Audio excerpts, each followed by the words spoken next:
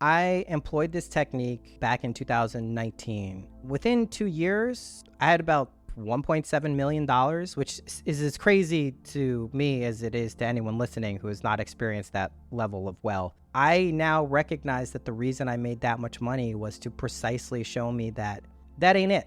That's really not what it's about. It is not about having that much money. If you're taking things very seriously, if life ceases to be a game, if your reality ceases to be a game that you're playing, your confidence is likely to be affected. There's no reason to take money and abundance any more seriously than anything else in your life. We do it because we live in a culture that this is the way that things are measured right now. What you realize when you have a lot of money, you may get some temporary lift of feeling like you're a baller and like you're living the high life, but it's very short-lived. It is not as satisfying as you would imagine it to be, and it can really fuck with your focus.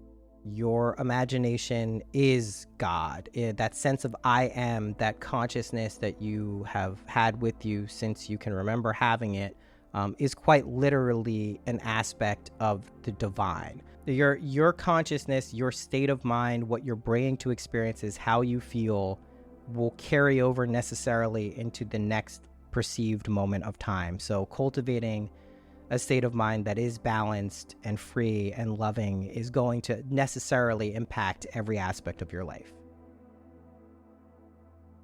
Hello and welcome to the James Zander Trip, where we dive into psychedelics, spirituality, the power of the mind, the mysteries of reality, and how we can tune into the highest timeline for ourselves.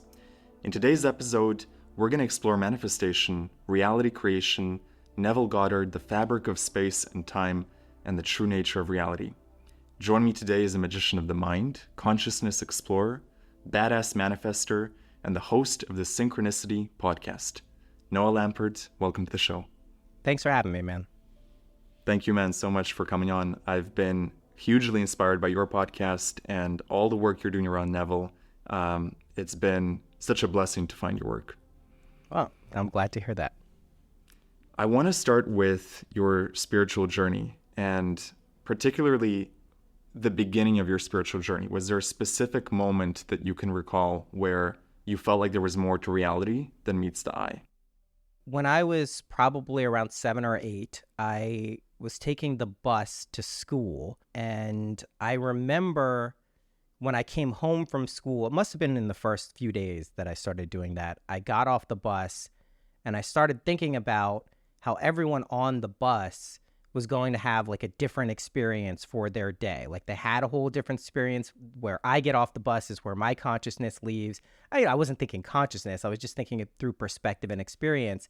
And I remember that being like an early kind of like, this probably is something a little different than just my personal experience. There's like this bigger kind of frame of existence that's going on. And another time was, I remember being in my backyard and kind of shifting the way the yard felt and seemed. Like I could, in my head, make it seem like a different place. Like it was the same place, but the perspective was shift.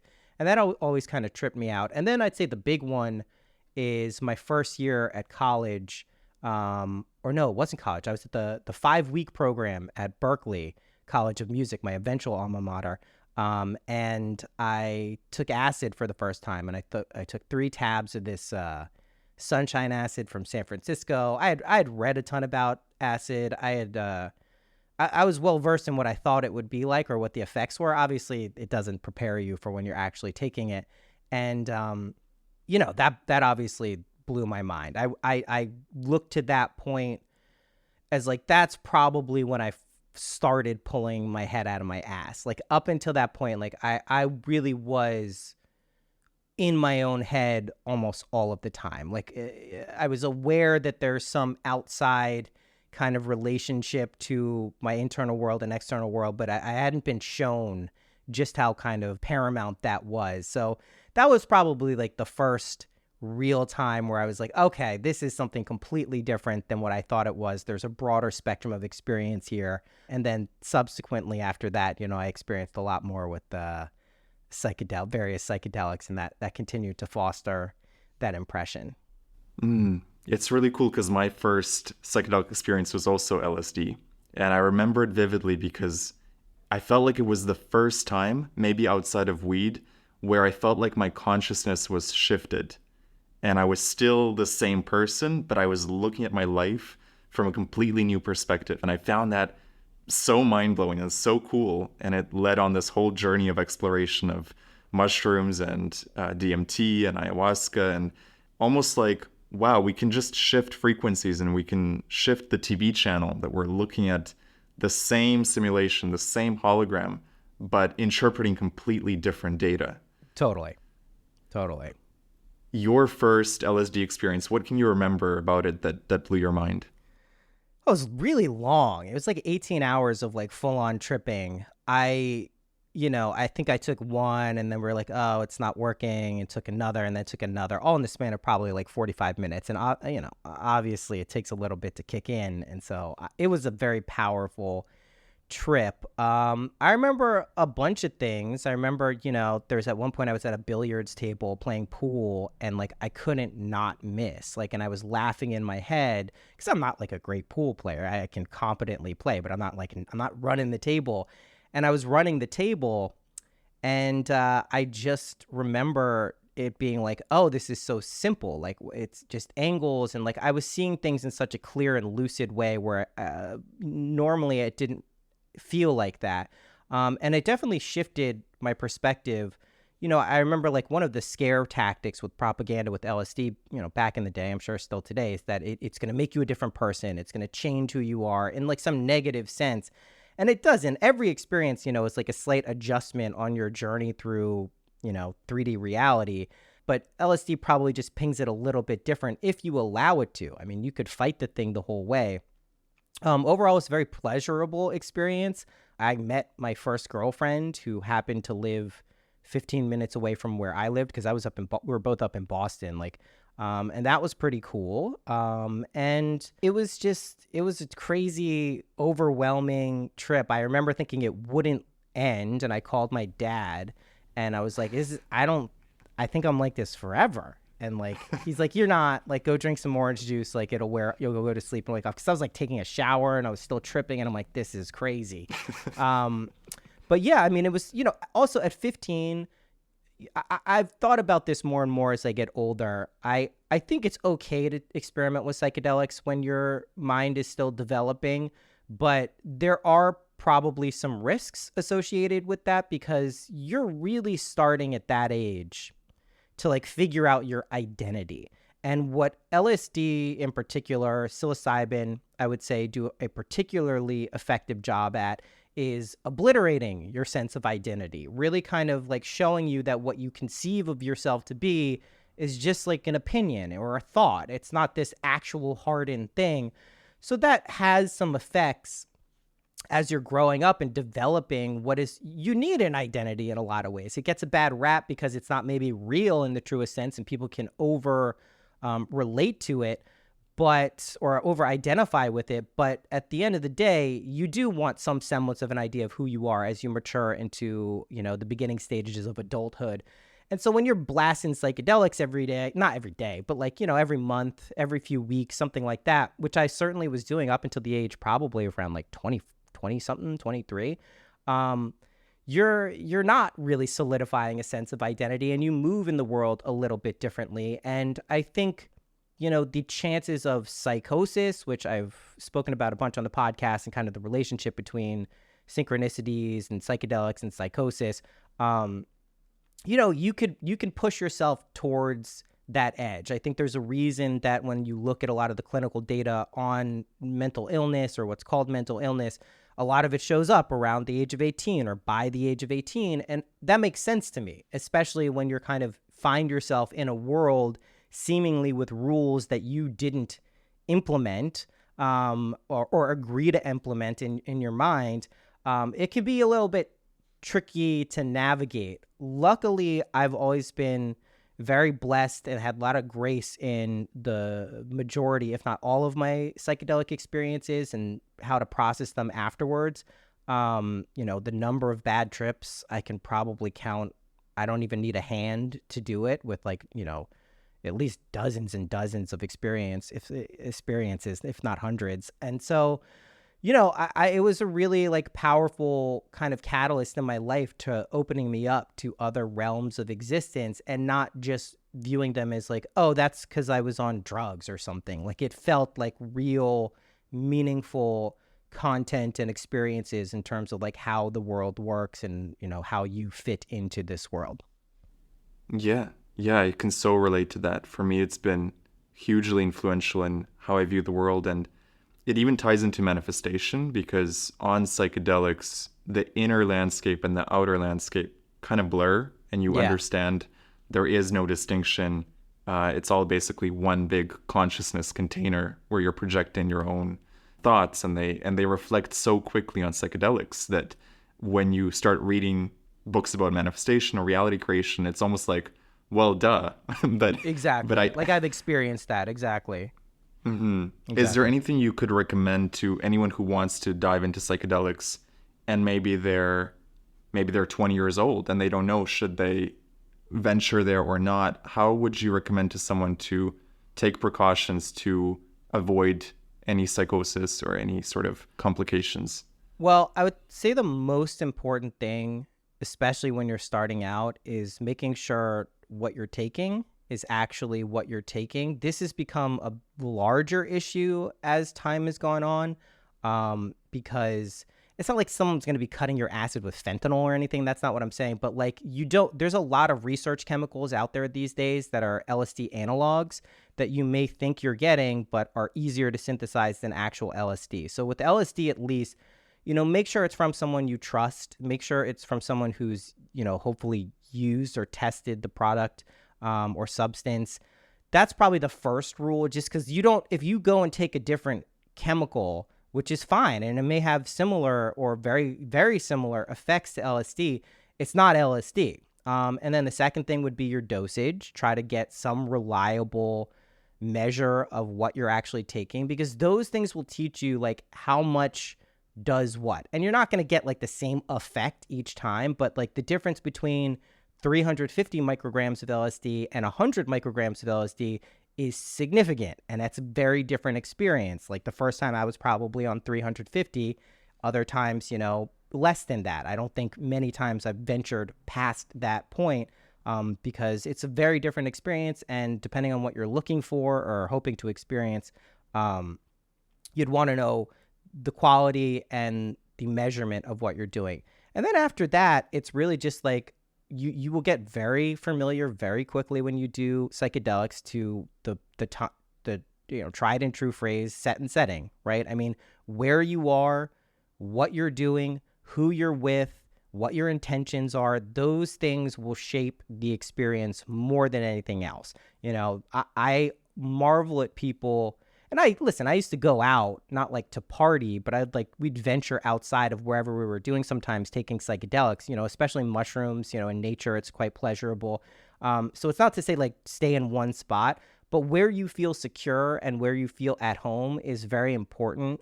It will alter the trip significantly. So just be aware of those things. It's not to say like don't go anywhere and don't experience things, but like if you find yourself in like an unfamiliar place, like a big concert or something like that, yeah, you might freak out. Like that's overwhelming even when you're not on drugs. It's just like it's a lot of people and a lot of like vibes and consciousness around you. So those three things are probably the most important.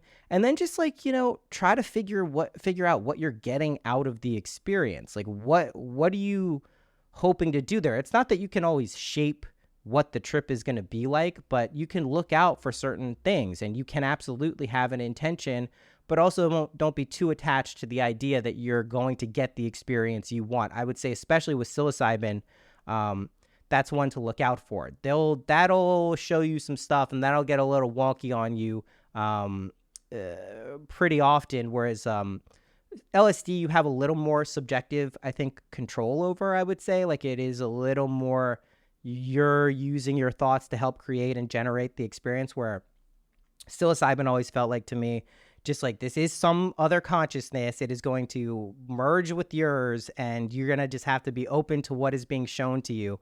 And then the other one that I'm a big fan of is ketamine, which isn't technically a psychedelic. It's a dissociative, but it's great. I mean, it'll get you out of your head. I especially am becoming to be a fan of it for people who are stuck or in like a stagnant state of consciousness, or just feeling maybe depressed or something. It's particularly useful because it pops you out of your current mindset. Like reliably, it will do that. And yes, things can get weird. They can get gnarly. It can be like a very odd experience that maybe you don't even have like any useful kind of takeaways from, but it at least is popping you out of a sense of like, your reality has to be this way, or like, you should feel this way. It'll get you out of that pretty quickly, and you don't need high doses of it. It's not like you have to go into a K-hole to get that benefit. So those three have probably been my my main go-tos over the years. I microdose LSD regularly. I'll use ketamine, semi-regularly. Mushrooms, I don't use that much. I usually have a lot of them, but I just don't tend to go there. Why is that? There's a few reasons. I mean, I have 3 kids. I have an ex-wife and a wife. Like, I have a lot of responsibilities in my life where to be able to trip for 4 to 6 to 8 hours, I have to really have that time and then hopefully a day of processing time the next day. And, I luckily now have in my life some opportunities to engage in those experiences, but typically that's not something I'm going to be able to do reliably. I have to make a plan to do psychedelics, where in my younger years, you don't have really any grand responsibilities. Maybe you have a job or some projects you're working on, but you can usually fit in these experiences with friends or by yourself if you're interested. That does tend to change the more kind of responsibility and accountability. I put it this way, if I wanted to, I can schedule that in, but to find the time to be able to do that becomes more difficult, sometimes. I love what you highlighted, the difference between acid and shrooms, that with LSD, it's like you're enhancing reality. I kind of see it as like you're turning up the dials of frequency on vibration, light, and sound. Yeah. And then with mushrooms, it's like there is this extraterrestrial intelligence almost that, like you said, merges with you. And it's almost like the shrooms are using you to look through your eyes at the world. Totally. But it's a symbiotic relationship where you're also benefiting from that by being able to look at your life through their eyes. And I personally prefer shrooms because I feel like I love connecting with that intelligence, and I feel like it gives me so much. Whereas with acid, like you said, it's a bit more of a mental experience, not as much of a mystical experience, for me anyway. I think for me, they're both profoundly mystical. I just feel like mushrooms, like, they can just go wonky on you. I've never really had acid go like super hard left turn for me. Like, even if it gets very weird and like, oh my gosh, my mind is being blown, I kind of can follow the trajectory of how I got there. Mushrooms, like, it'll just be like, nope, like, you're gonna get this experience now, like, think about this stuff, and you're like, oh, okay. I mean, it's no way bad. I think I have an inner control freak with a lot of these things, and being able to let go and kind of surrender that at all times is probably something I could do a better job of. And mushrooms tend to kind of get you to that place pretty quickly, but I don't dislike them at all. I mean, I know people who really just don't like mushrooms. They like a lot of other psychedelics, but they just don't like the vibe of mushrooms. But I'm not opposed to them. I'll probably have a mushroom experience in the next couple of weeks, to be honest. I've been thinking about it. So, we'll see. One of my dreams is that if we can get 1 billion people to take mushrooms or a plant medicine on the same day with intention, with love, and with safety, can you imagine the frequency of the planet if there was 1 in 7 people sort of vibing on that level? I thought about those things a lot more when I was younger, probably in my 20s, because you think about, right, like the power of mass consciousness. You think about the collective ability to create things, which is very interesting and I think very true. As I get older, I realize, like, and I think I had a tweet recently. I was like, we should get all the world leaders to like dose them with ketamine and see what happens. And well, it's like a funny thought for me. I know ultimately that's not really how things work in the world. So yes, if everyone was meditating, if everyone was on psychedelics, there would be a tonal shift in the frequency of the planet. But at the end of the day, I do believe it's everyone's individual perception of what reality is that shapes it, which is more powerful. Like, all I would say is, like, if a lot of people took psychedelics or a lot of people meditated or prayed or set a frequency, you would have more of an opportunity for people to shift their perspective and potentially see, some more through more of the illusory aspects of reality. But it wouldn't like necessarily like be a turning point or a shifting point. You just provide more of an opportunity, which I think on the whole is a good thing. But ultimately, I think what shapes people's experience is their version of reality. There could be someone who's never considered mushrooms before in their life. If everyone's on mushrooms and maybe there's a weird feeling in the air because of that, if they're just not on that frequency, it's going to be like missing a song on the radio because you're on a different channel. So I don't know, like, mass consciousness is very interesting to me because there clearly is an effect. Like, I'm a big sports fan, and I can see even in sports how it has such a huge effect. If everyone believes this team is going to suck or everyone believes this team is doing well, that really has an impact. And of course, there are anomalies where no one believes in something and that team still does it because they're a collective group team. And like, there are clearly impacts for getting human beings together and having them co-believe in stuff. Like, that is a phenomenon. But if you look at your personal experience, it's more based on what you individually believe. Like, do you believe that a team can come together and do something? Do you believe that, like, mass consciousness will create a big effect on reality? And so I think it's worth drilling down and looking at those types of questions, because ultimately for me, like, this is what I've come to believe. If you have any desire to shape and alter your reality, your experience, your external world, you should look at the tools and formulas and equations and ways to do that and find the ones that work best for you most reliably. Because otherwise, like, what are you doing? You're just acknowledging there's something that's going on and you're just going to be like a slave to whatever, whims or fancies are going on in your mind or your heart that day. So that's where, like, I've really come down. And I think, paradoxically, in a lot of ways, as more people individually realize that they are in control or have the ability to control what they're generating and what reality is, that's when you see a lot more people coming together and having either psychedelic experiences or realizing that the illusory nature and dreamlike quality of this world, those things tend to have a powerful effect in terms of how we experience collectively reality. Like, what are the memes and themes that we believe in collectively? Mm-hmm. Yeah. I think for me, the potential of psychedelics that I saw in myself was that when you hear the message from your own subconscious or from that intelligence of the mushrooms, it hits you different than reading about it in a book. So I felt like, when a lot of people are doing psychedelics, they're all connecting with their own subconscious. And so I feel like they are all hearing the message that they most need to hear and the frequency they most need to hear. But like you say, it's an individual process. Yeah, I tend to think about these things because it's interesting, like, what is the effect of a lot of people doing something with the same intention at the same time? I mean, clearly that's been going on since the beginning of people doing that. Like, that is the natural, I think, it's why when people have, like, profound ayahuasca experience, they want to go tell all of their friends and people and annoy all of their friends with their ayahuasca experience. And they think, like, oh, no, I have to share this. So this person either does ayahuasca or they understand this is what's actually going on. But at the end of the day, most people, when they hear it, may be like, oh, that's kind of interesting. But it doesn't hit them the same way because it wasn't their experience.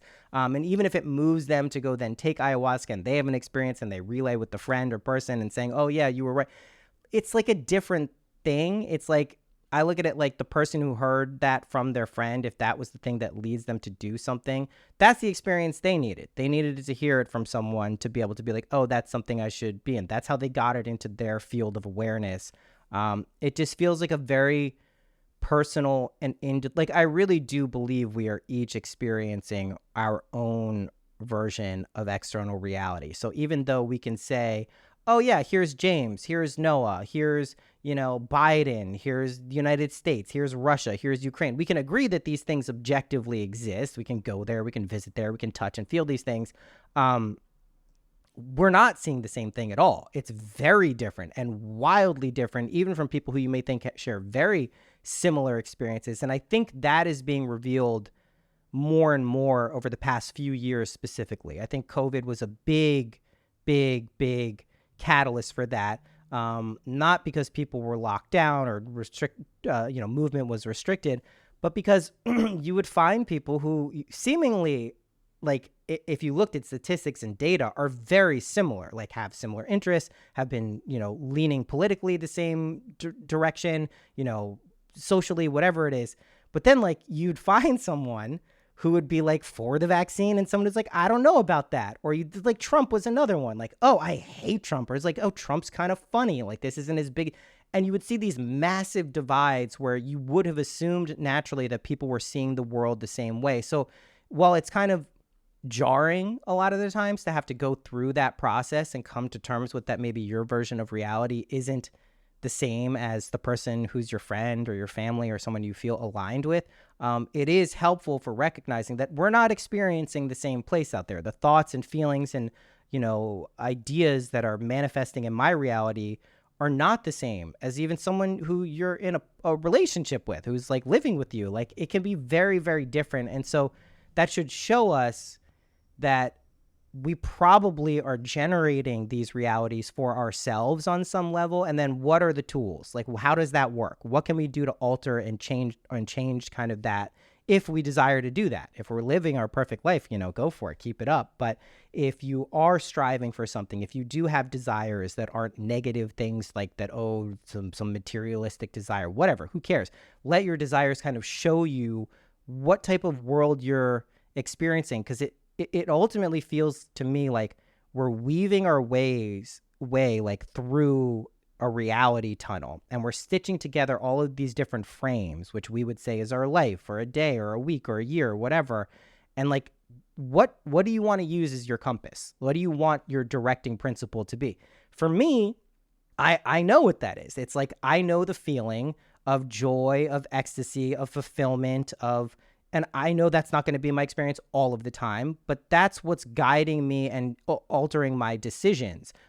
If you give that up at any point and say, okay, well, I'm going to let external reality tell me what I should be weaving through, you're just kind of in for like, it's like a very unpredictable, and you probably won't have a lot of understanding why things are happening, which can get, not fun. So. Yeah. I love what you mentioned about that, because it truly is like there's 8 billion different realities going on at the same time. And then within each person's reality, you're moving through states continually. So each day is like its own life and its own state, if not every minute. Yeah. And it reminds me of a Neville Goddard thing with states in general. Like, he describes it, which I think is a wonderful analogy, that like you move through the states. The spiritual states are there forever. Like the ecstasy, joy, like there are spiritual states that live there forever.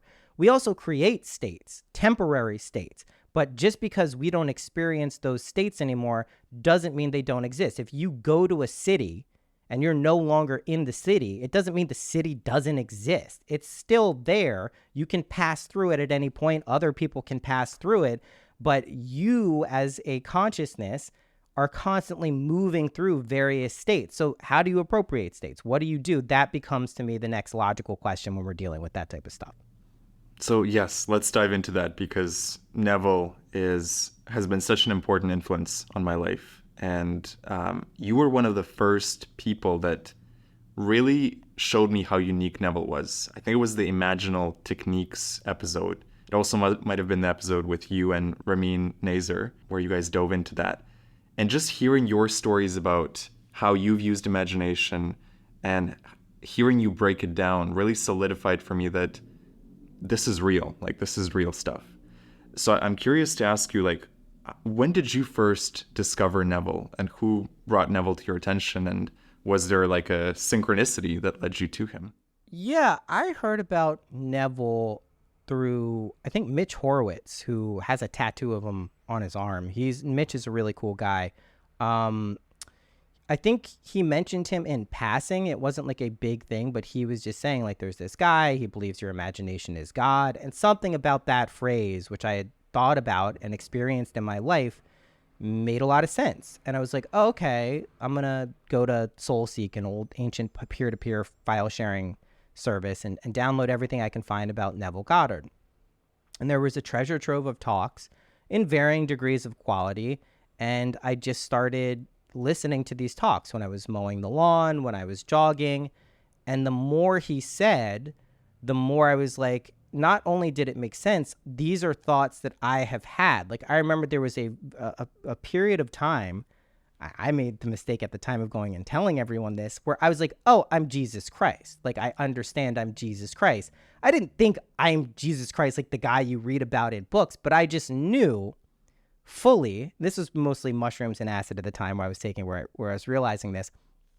I was like, I am Jesus Christ. And that's a really weird thought to be having. I'm by birth Jewish. I don't know anything about Jesus Christ, the man. At the time, I didn't read anything about it. I had no experience with the New Testament. Never celebrated Christmas. I don't know any of this stuff. So it was a weird feeling to have, but yet I knew that it was true. And one of the big things that Neville Goddard talks about, which I think is probably the most helpful for people who struggle with Christianity, who maybe grew up Christian and understand that just the way it's taught just seems wrong. And then some people develop like an aversion to it easily, which is a shame, because there is a coded language in this stuff. It is not just there to control and be some horrible thing. But he talks about how all of these characters in the Bible, really any religious text, he doesn't say this, but I extrapolate from that any religious texts are not people. They're personifications of states of consciousness, and each one represents a state of consciousness that we move through, ultimately culminating with the realization that you and the Father are one. And when I say the Father, I mean what we conceive of God, the one, the unified source of consciousness. And when we say Jesus Christ, it's the realization that, oh my God, that resides within me, and it resides within you as your, what he would say, your wonderful human imagination. And when those two things really sync up, and we get to stay there for a little bit. It reminds me of a Maharaji quote when he talks about acid in particular, Ram Dass's guru. He says, LSD will give you the opportunity to go and be with Christ, but you have to come back. Real enlightenment or realization is that realization where it's locked in and you don't forget that. And that has been my experience, is like when you kind of get to the point where you're like, oh my God, I am actually I am God of this reality, not in an egotistical way, not like you're God and no one else is, but you're God and so is everyone else.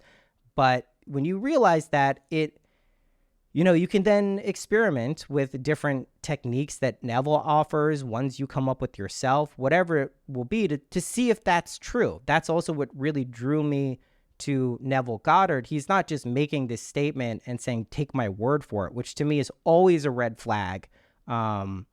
Always a red flag. If there's no empirical testing of this within your own laboratory of your mind or spirit, that's a red flag. And there's way too much of that generally just in New Age mysticism and spiritualism. It's like, oh, I am the source of this wisdom, pay me or come to me to get it. That never vibed with me. I'm always wary of that. I've been wary of guru worship, throughout various points in my life. So I like those two things. I like that there was something that I could directly relate to as a felt experience, and I could test and see if these techniques or if this was actually true, that my imagination is God. And, I very early on employed these techniques. Very basic stuff. I mean, not to say it wasn't important, but I had just had my second child and I needed money. And so I was like, all right, let me put this to the test with the money and see if I can get some income streams coming in that, would ease kind of this burden and pressure that is, pretty hard, or think, you don't want to have no money with a new kid. And I did it.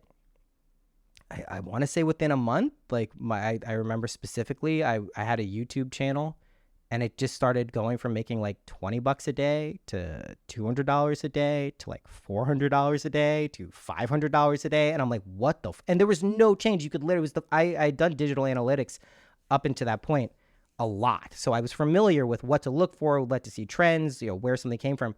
But it was just one day a straight shot up, and it just kept going. And it was this hilarious graph where you could see and almost track to the day where I started employing these techniques. And I was like, oh shit, this is crazy. Like this is, I kind of thought this is how things worked, but I had never seen such direct evidence. And especially something for me at the time was a real difficult thing, like money and resources. I know a lot of people are familiar with that particular frequency of consciousness where it feels like you have lack or you don't have enough, or it's a struggle to get to, or you're living month to month. So to see that issue be alleviated in such a short period of time was eye-opening. And then I was just kind of like, oh, okay, like I get this. I fully understand that this is true. And then, many other things since then have proven it and solidified it. But even with all that, and I say this as not a warning point or a caution point, but just to maybe give people some comfort, it doesn't necessarily stay locked in forever. You do go through these periods of forgetfulness and wakefulness, and our life is one giant example of that. But it's very easy to forget that. It's very easy to get caught up in whatever narrative or story or situation or experience you find yourself in external reality. And just recognize you are doing this all the time. It's not like you choose to manifest at one point or another. You are constantly manifesting exactly what you believe. That is what this external world is. That is a direct reflection of what you ultimately believe. So if you're looking out there and it's something you don't like, or it doesn't feel right to you, or there's some issues there, recognize that's being generated by you. So it's your job to go figure out where is that coming from and how do you alter that truly. And you can't trick yourself. Can't like lie to yourself to believe something else. That's not how it works. So it does encourage this process of like inner investigation, which then helps reveal that you do have the power and the ability to change things. So these negative experiences that we see out there, and this was a process for me. This is like a 2-year process after 3 years of discovering Neville Goddard, where things were very difficult. I would describe myself as depressed and not understanding things. And life just kind of got away from me. Like I was fumbling the ball, so to speak. And I was like, why did this happen? Like, I know all this stuff. I understand it. I can employ it.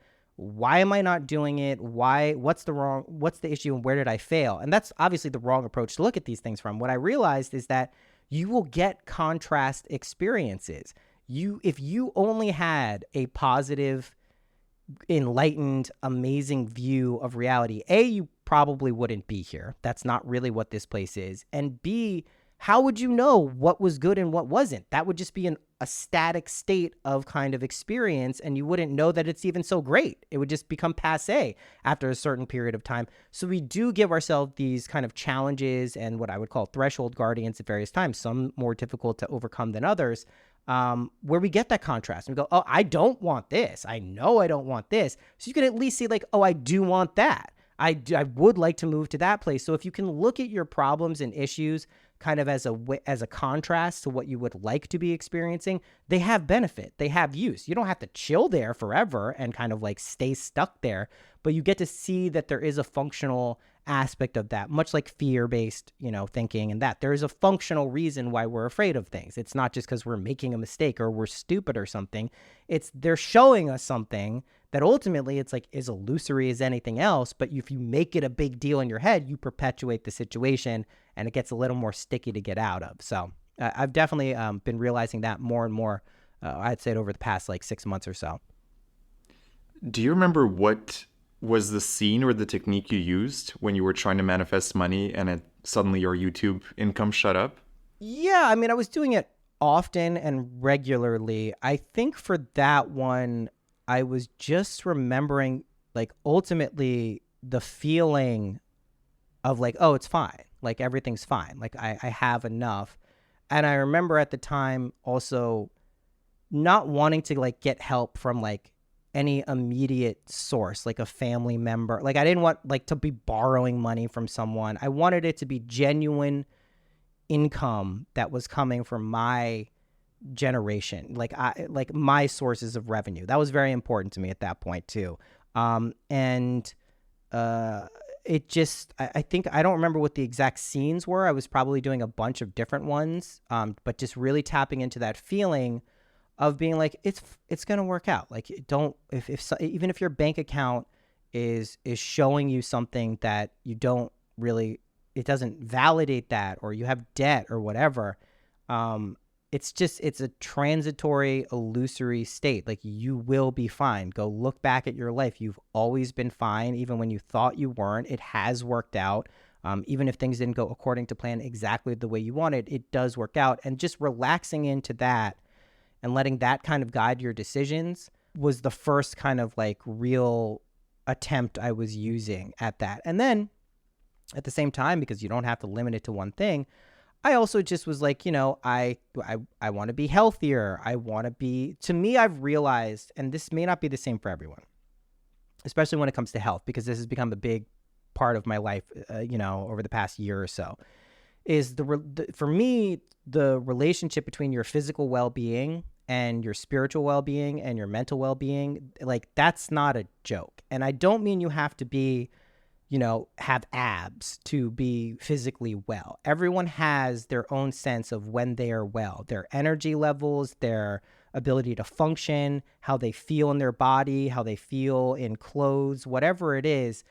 Know what that is, that line is for yourself. Don't let society or other people tell you there's a body standard that you need to adhere to. That's not what it's about. But you yourself know how you feel best. You know when you're doing well.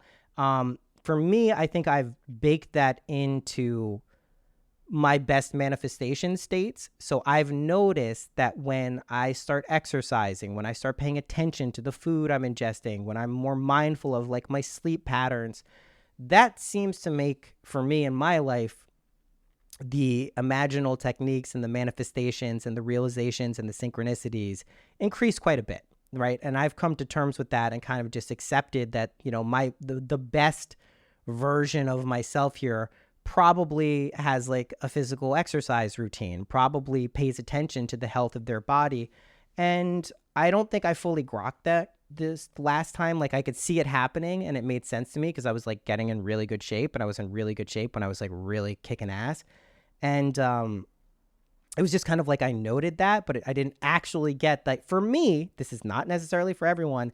That's something that seems to be important. Like, and I think there could be many reasons for that, but ultimately, like, that there does seem to be a direct connection between your physical well-being and your ability to generate and manifest aspects of reality. And I think that's a good thing. It's good to be physically well.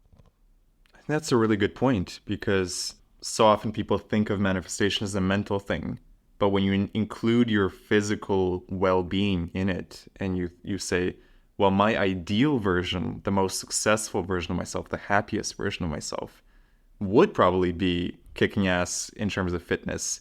It permeates through your life, and when you have a good workout or you have a good run, you can't not feel good after it. And I think that state also permeates into your consciousness. Yeah, it's anti-Socratic because, there is the school of thought that the body is just a vessel. It's just this, thing. We deal with it, but there's no real inherent substance to it because it's not spirit. So it's not like the real thing. Now, sure, I agree with that, but like, you can't deny you are in physical reality. You do have some like limitations and, considerations here. So I've just noticed that like there is a direct connection there for me. That may not be for everyone is what I'm saying. Like, there are people who may be like Socrates was clearly one of them. It just didn't have that much importance for them. They knew and they saw that their mind and their soul was the generative cause of these things, and the body was just a reflection of that. But for me, I know that I find that if like I don't have to be wasting thought space and energy space on like, oh, I don't feel well, or like, oh, my energy levels aren't where I want them to be, or I'm too fat. Like, that stuff just like takes up space and time. Like, it is my tendency to tend to like run those things through my head when I'm experiencing them. So why just not eliminate that by doing the things that kind of make you feel like, oh, I have plenty of energy, or, oh yeah, I have a cold, but it's not the worst thing in the world. And like, there's just different ways of looking at it, and fitness is one component of it. Like that's what I mean. For each person, it's whatever you feel is important to you. You could be morbidly obese and feel completely at home and wonderful in your body. If that's really how you feel, more power to you. So it's not like a fitness standard or body type that's important. It's your personal feelings of like, okay, I feel good here. This feels right to me, and I know that to be true. That's what you're looking for. I think that's an important distinction. I think a lot of times that does have to do with like fitness level and physical health, like your ability to feel well. Probably is related to that, but it doesn't have to be, is an important distinction. I think one lesson I learned from psychedelics is that nothing is compartmentalized. So like everything is connected to everything, which ties into like how fitness can so easily influence manifestation. And another area where I think that's obvious is when people fall in love or they have that romance blossoming, everything in their life becomes better because it's like that state of love permeates everything. So looking at things holistically has really helped me, and understanding that every single action I take, even if it seems unrelated to a particular goal, can in fact influence it, because how you do one thing is how you do everything. That's true. Your consciousness, your state of mind, what you're bringing to experiences, how you feel will carry over necessarily into the next perceived moment of time. So cultivating a state of mind that is balanced and free and loving is going to necessarily impact every aspect of your life. For those listening who might not be familiar with Neville, how would you describe his core philosophy as you see it? Core philosophy ultimately is that your imagination is God. That sense of I am, that consciousness that you have had with you since you can remember having it, is quite literally an aspect of the divine. And when I say aspect, that's not meant to diminish or limit it in any way. It's just we also recognize we do live in a world of polarity and duality, and this isn't the oneness, right? Oneness doesn't have any actual awareness to it, right? It's just oneness. It's just emanating. It's just being. There's no reflective quality of it. As soon as that oneness fractures into multiple or infinite levels of awareness, that's when we start getting that relationship between, the oneness and that which is the oneness, but perceives itself to be some degree of separation from it, which is not actually, but that's the perception. So for Neville Goddard, his take, and there's been some things that Neville Goddard says that I think are more revelatory about who he was as a person and the time he grew up in and his personal proclivities that I might not necessarily fully agree with. And I think that's also an important thing to recognize. He really only focused on the Bible when he spoke. He really only focused on using that as a reference guide for realization or awareness and consciousness, which I do believe it's a wonderful guide for that. And that's amazing. But you can use anything. I believe any religious or spiritual text, from Hinduism to Buddhism to Native American, it doesn't matter. Your personal mythology can have just as much meaning as the Bible. However, the Bible is a reliable source because Jesus Christ does have such a kind of impactful quality to it. Even if you don't believe in anything about Jesus Christ, even if you believe he was a man who lived in Galilee, who did all of these things, there is an effect of it. There is that hits you. I disagree with that. That's stupid. Or yes, that's exactly what happened. That was a guy. There is some impact there. So I find it to be a useful kind of metaphor or analogy. Also, as I pointed out before, I had that personal experience of being like, oh, I'm Jesus Christ, which there's no rational reason that I should have felt like that. That wasn't it's not like I wanted that. It's not like I felt like this was something. And in fact, I really had nothing to do with Jesus Christ before in any way relationally, but I was sure that that was the case. So in consciousness, in the field of consciousness that we share in external reality, there's a resonant quality to that. So for Neville, that Jesus Christ state, like I said, was the realization that you and your Father are one. So your individual consciousness, your awareness comes to the realization that, oh, I'm the same as God. I am the same as the creative force and impetus for reality and awareness. And that's a very powerful state when you realize that, because it puts a tremendous amount of responsibility and power into your hands, but it can also be completely terrifying, right? And I think this is why a lot of people on psychedelics can kind of go a little bit crazy, because it's a lot of responsibility. It's like you then can't blame anyone else or any external factor or any situation or any situations that have happened to you, including trauma, all of these things that are very impactful in our lives in a lot of ways. You begin that erodes as like conditions for what your reality is like. Yes, that's your story. That's what you went through. This is what you've experienced, but it's not the reason things are the way they are. It is not the sole cause. It is not even really any of the cause. It's your kind of awareness of that and how it's going to impact you that determines things in your life. So that's what he was ultimately about. And then he went, on a series of lectures throughout I think from the 40s to the 60s, maybe even the early 70s. I forget exactly when he died, where he spoke about these things and gave various techniques on how to achieve proof of this. And, went through a lot of stories of people who shared things with him.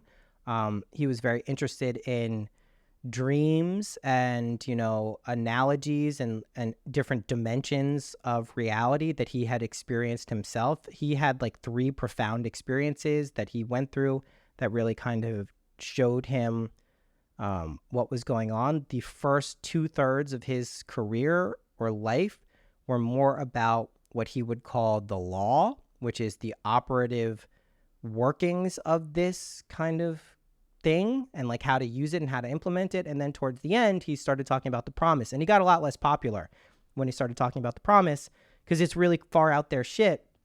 And this is more about the like religiosity of like becoming enlightened and the at one-ment, and how, yes, you can use the law to achieve many, materialistic or relationship or things in the world. Like you can make it your paradise, but to him, the real goal was kind of merging with this divine and kind of getting into that consciousness where you recognize that the illusory element of separateness between you and everything else is just as illusory as, your feelings of limitation, of not being able to get what you want or experience what you want. And he viewed that as kind of like the ultimate desire. So, to me, that was... it lined up with kind of how I've felt in my life. And I'm not at the point where I'm just talking about the promise and it's time to like merge with the one. I'm 40. There's still a lot of like in the world stuff that I desire and, kind of am weaving through reality to experience. But I also recognize that that is kind of what we're all ultimately doing here. We are moving to the state of kind of at oneness, awareness, and understanding that, as an inevitable part of existence, which you don't have to dwell on. It's not like you have to like be looking in that direction to use any of these techniques. It can be for very simplistic but important stuff in your life. And I don't mean to diminish it at all.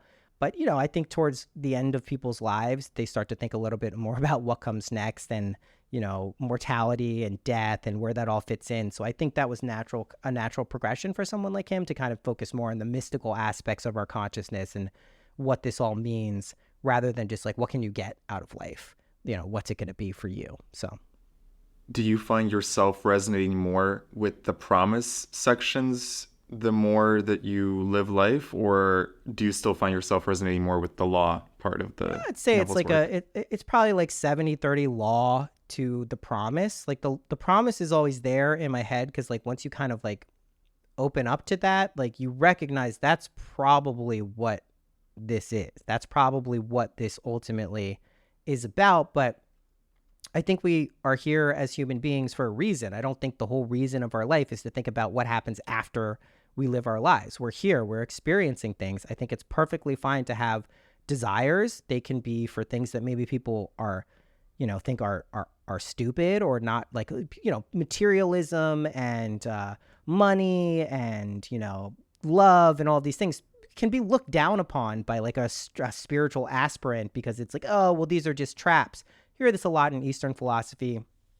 And I just don't think that's true. I think you desire things for a specific reason. Sometimes you desire something to see that it's not what you wanted at all. And that's also valid. It doesn't mean that every achievement of your desire is going to come with this great sense of satisfaction and fulfillment. That's what we hope to be the case. And certainly that is something that happens often or some of the time, but it's not like you should be like shying away from things that you feel like you want. Go for it. Employ the law, employ the techniques to,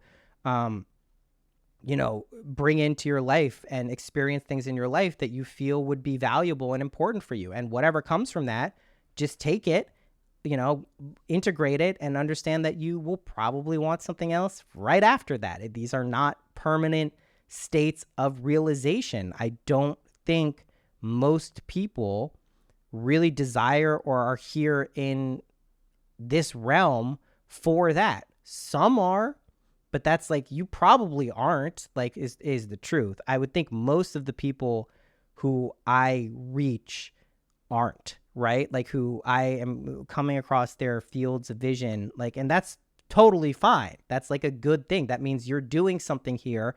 You're working on something. You're trying to realize something, and it's through the world. That's great. That's probably why you're a human being. There are plenty of other realms to go where you don't have to do it like that, and you probably will experience those too. But while you're here in this earth realm, in this version of reality, learn what the tricks of the trade are. Learn how the laws and principles of this world work.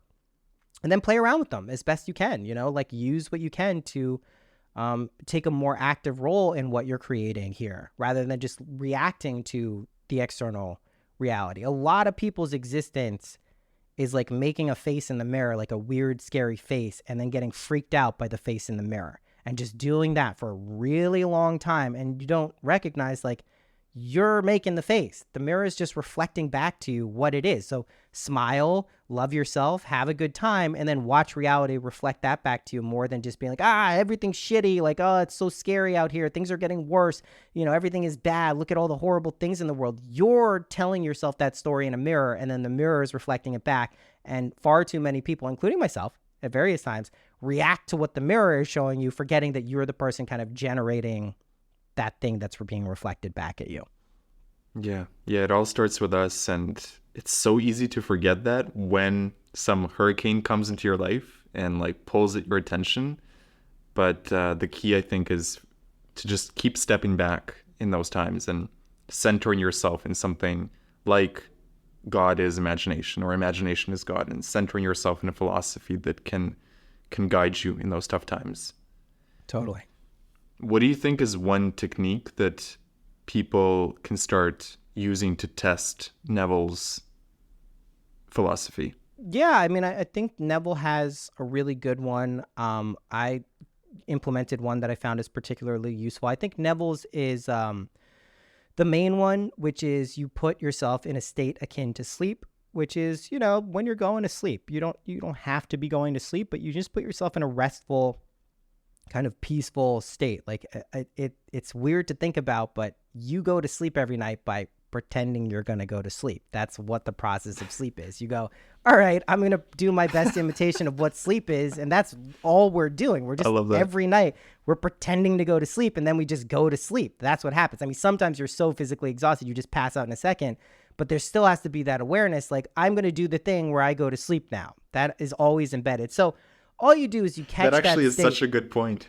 It's crazy, right? It's so weird. No one realizes that, like, every night they're pretending to sleep before they sleep. That's what you're doing. You're just like, I'm going to do this thing now where I'm pretending to sleep. It's a weird, trippy thing that you don't really think about until you catch yourself doing it, and it's hilarious. But all you do is you do that. You pretend to go to sleep. You don't actually have to go to sleep. You can do it multiple times throughout the day. But that's an important state to be in, because it loosens the boundary, or kind of blurs the boundary between that dreamlike state and your present consciousness that's aware.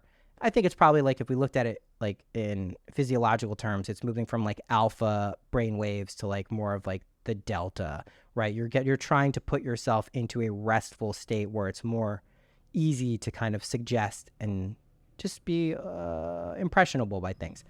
Then what you do is you have to have a goal before going into this. or it just doesn't really seem to have the same efficacy. Like you don't let things come to you really in that moment. You can, but you should have a goal in mind of like something that you would necessarily like to experience. A new job, a relationship, increased money, I find it's particularly useful to, rather than focus on just those specific things, go for meta states of consciousness. So ecstasy, joy, fulfillment, that's all it needs to be. But we often relate those things to things in our life. So it's okay to have that there too. So let's say, for instance, you wanted a new job.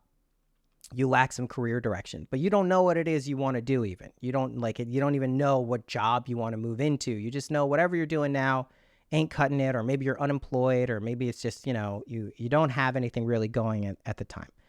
So what you would do is you would imagine some scenario from within your own perspective. You're not watching a movie of yourself doing it. This is from your own perspective, your own two eyes, the same way you see and experience this world now. From that perspective, you are going to create a scene that implies what you want to feel, the specific thing, in this case, a job that's fulfilling, and brings you joy and you're excited about. You imagine a scenario and a scene that implies that has already happened. You're not getting the job. You're not will get the job.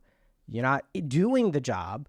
You already have the job. You're already doing that. You already have that. And with that, and in as vivid as detail as you can, so the same way you could see this world, if you can bring it up and scale it up to that resolution, you embed the feeling of that being true.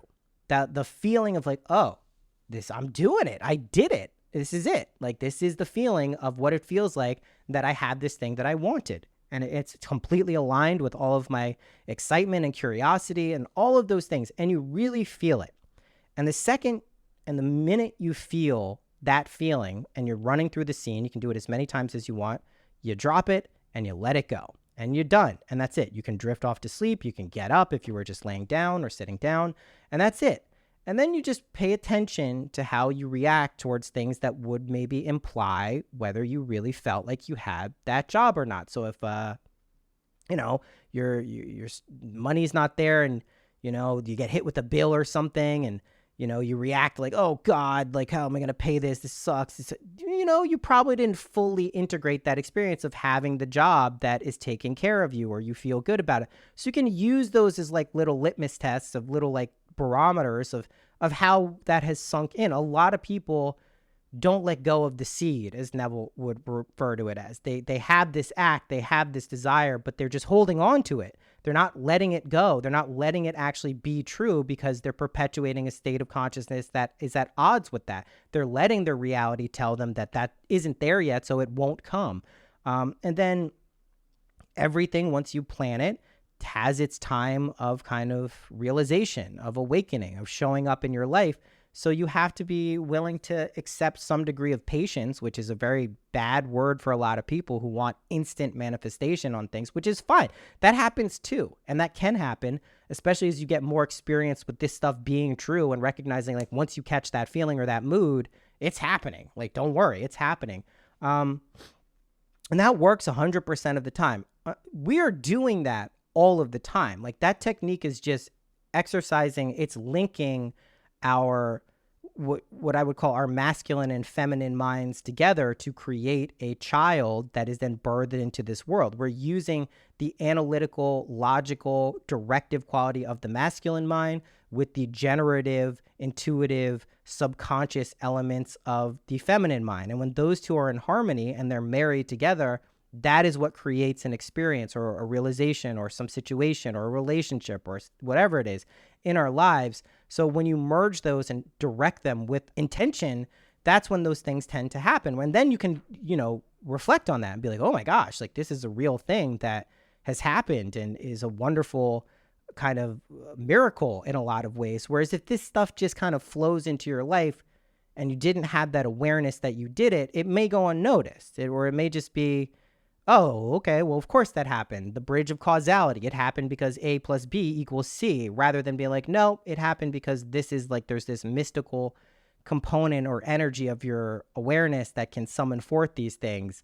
That's the reality of what's happening. So that's the primary Neville Goddard technique.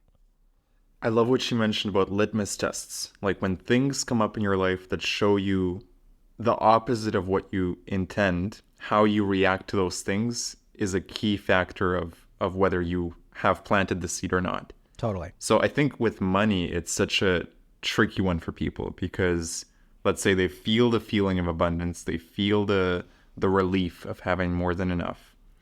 And then the next day or even the next hour, they go look at their credit card bill or something. How would you recommend people approach manifesting money or creating abundance in their life, especially when they have these litmus tests that are continually testing them in the most stressful of ways? All right, so let me be very candid right now. I employed this technique back in 2019. Within 2 years, I had about $1.7 million, which is as crazy to me as it is to anyone listening who has not experienced that level of wealth.